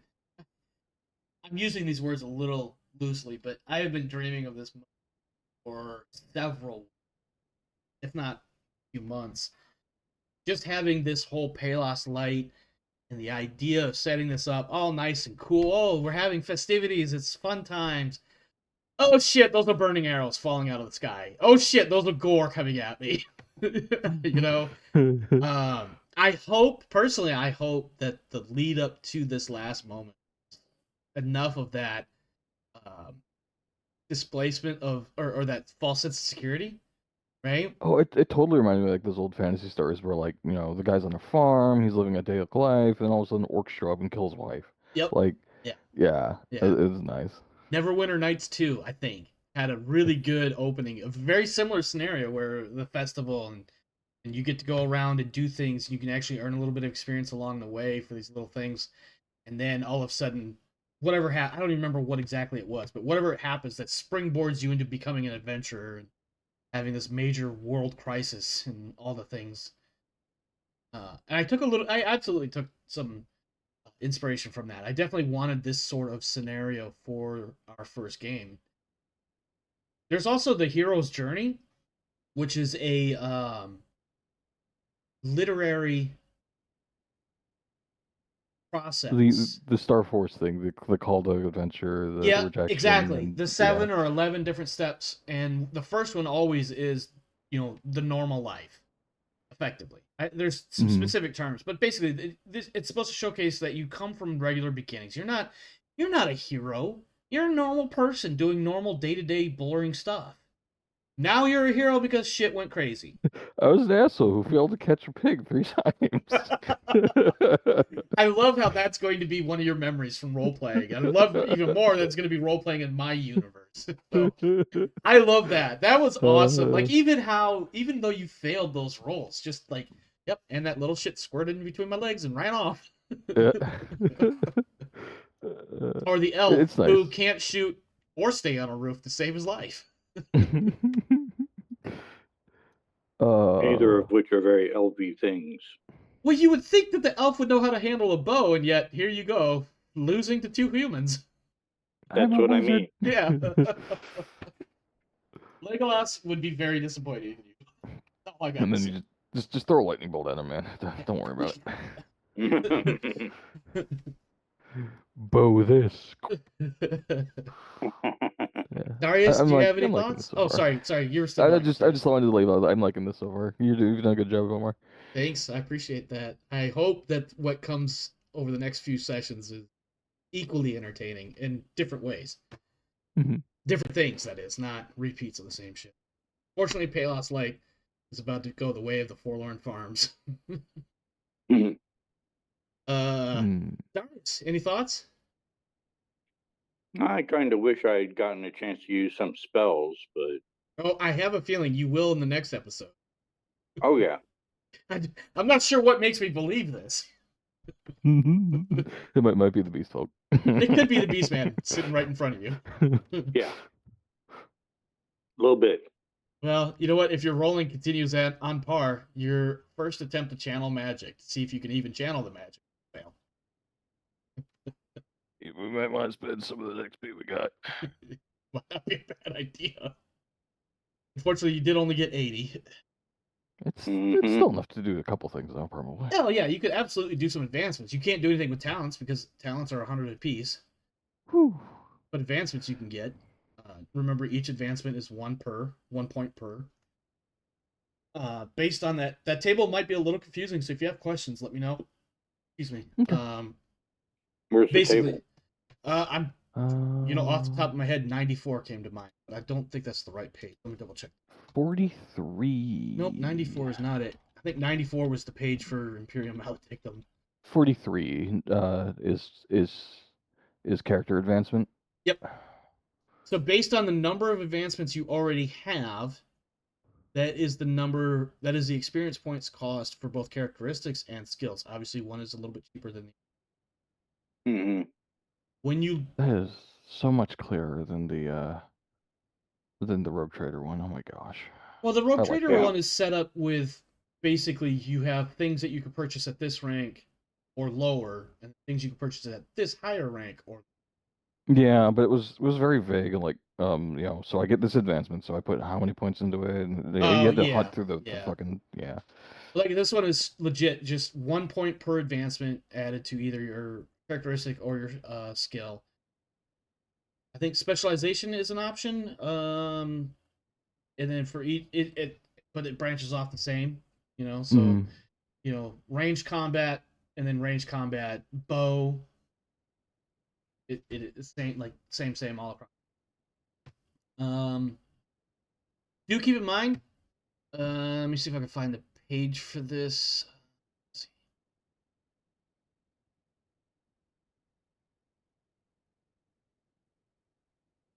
Oh, it's also on PDF 47 as well. That same chart all over again. Okay.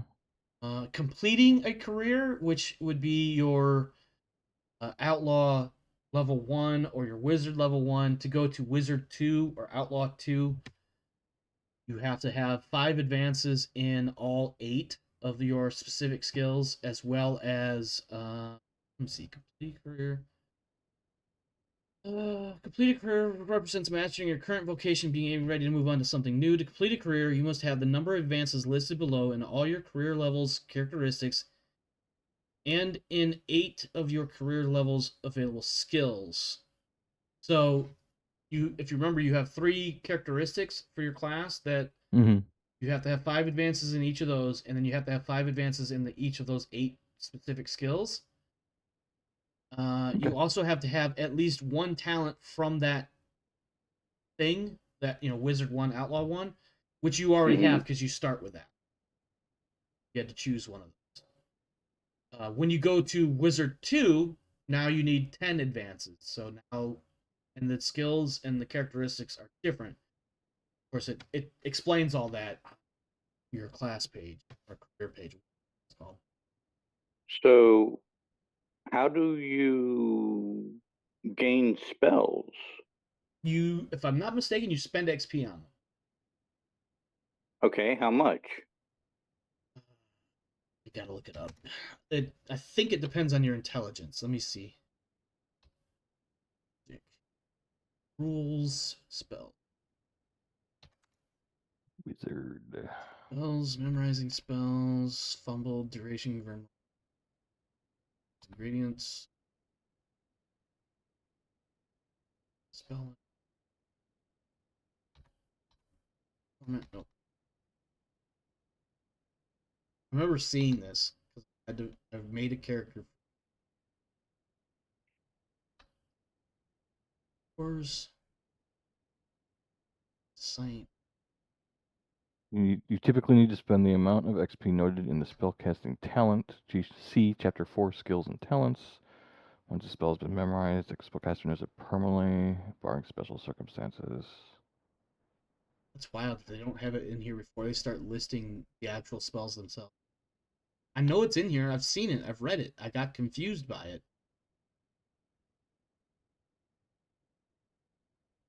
It tells you how many spells you can have. You start with it's literally based on your. Memorize a spell. You need to spend the amount of XP noted in your spellcasting talent.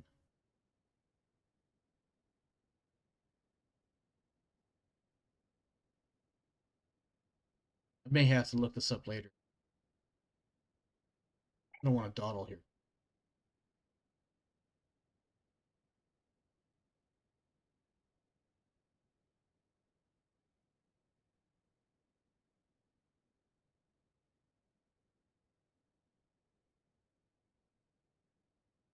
Yeah, I'm gonna have to get back to you.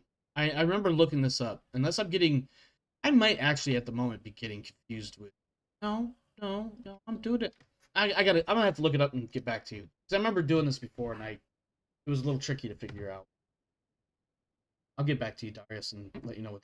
But I think it's either 1 or 200 XP per spell, or maybe it's like 100 for the first couple, and then it goes up to 200, and then it goes up to 300, and something like that. But I gotta find it in the Even book. for petty magic? I think petty magic starts at 50 and then goes to 100, and then 150, then 200, or something like that. Petty magic is like your similar to cantrips in a way. Similar. Very loose. But yeah, it's like your lower form of magic that anybody can do. Or not anybody, but I'll look it up and I'll get back to Colorless.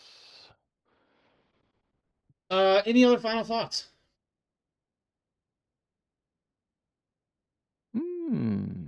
Wouldn't be a Warhammer RPG without there being some tedium.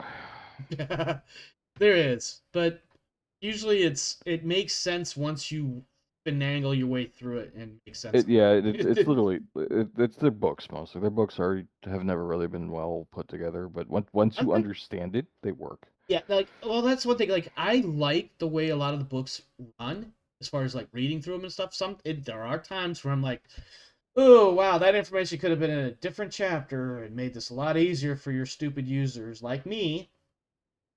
But Hey, stupid. oh wait, The big stupid too. But there's definitely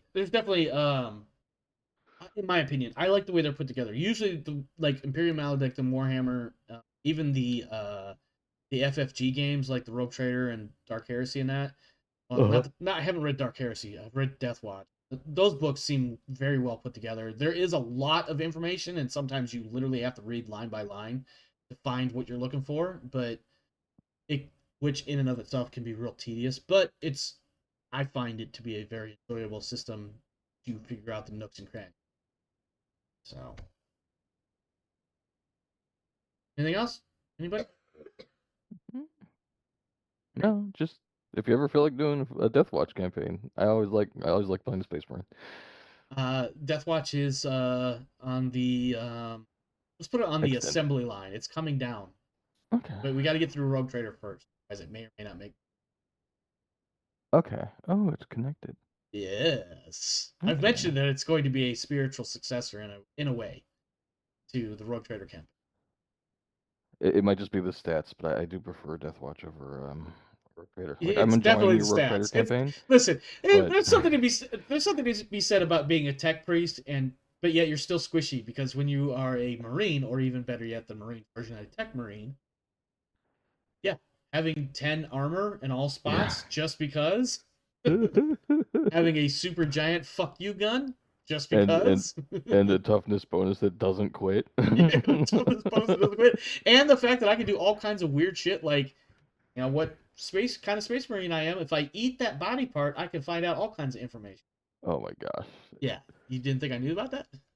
No, I thought you did because I know you. I don't know what it's called because I'm sure it's some really long pseudo Latin word. I don't know it either. But I know what you're talking about. Yeah. You and your 16 hearts and 72 lungs. Anyway, that's a whole different game. This game, So to buy a talent, it's 100 XP, right? Correct. And you need to meet the requirements. Previously, you did not because you were in character creation. But you might know. Well, for myself, I certainly absolutely enjoyed tonight. I've been looking forward to tonight for a couple weeks now, especially in the last week since I sat down and actually wrote out how exactly I was going to do everything, effectively giving myself a script. Especially once I had that script, I was like, the only concern I had at that point was just making sure I hit the beats right. Which I don't know if I hit them right very well. I think I kind of went slower than I anticipated or expected myself to, going through the various days of the festivity leading up to the final day of day 4. I enjoyed it. It got used to let us get used to the town and sort of get settled in, and it was enough roles that where if you had new players, they would get used to the rolling system. Yeah, I think, and that was definitely part of my intention too. Was with some of these roles, the tests themselves are meant to be fairly simple and straightforward. It's just a matter of showing a new player, this is how you do a skill test or a characteristic test. You look at the number, you look at the modifiers, you roll against that number, and then the different success levels as this game called. I'm going to mess it up and call it degrees of success all the time. I'm trying to use the right terms, but I'm definitely going to mess it up. Well, I think they're interchangeable, and you should use whatever you feel most comfortable with. I mean, fundamentally, they are the same thing, right? Like, really no major difference there. It's just they changed the name for different writers, producers, whatever, or for other reasons. But yeah, I enjoy that, and I'm looking forward to seeing, obviously where the rest of this story goes. I know where that story should go, but as always, players can really fuck up your plans. So, I don't think you guys will fuck them up that much, but I'm certainly thankful and grateful and enjoying the fact that you guys have enjoyed tonight's session. I really want to get ready on the next session. With that said, that is it for us here tonight. Thanks for stopping by. Thanks for hanging out. Hey, for this game in particular, I am very much considering keeping something of an open table for this game and this whole campaign, especially if we basically continue from tonight, more or less straight through until it's done. Originally, plans were to kind of do story element, one story here, one story there, one story there, kind of break them up by a few weeks or months in between. I may just run this all the way through and just have the table open and have a revolving door sort of thing going, where you come in and play for as long as you want, and then if we start getting too many people, maybe separating tables or coming up with other ways to manage the number of people. But if you're interested in being our third player, I am certainly open to new ideas and new players. So join us on the Discord. If you're watching live, during a live stream, !Discord will give you our Discord link. If you are watching on YouTube, the Discord link is in the video description down below. With all of that, that is it for us tonight. Be safe out there, my friends. This world is truly a crazy, crazy place. Things in the last few weeks have gotten really different. Really about the nicest way I could say it, without being siding to one side or the other. Things have gotten a lot different, so just my rule of thumb has always been do what you got to do. Take care of you and yours. And as for me and mine, we're out of here. See you next time. Have a good one. Cheers.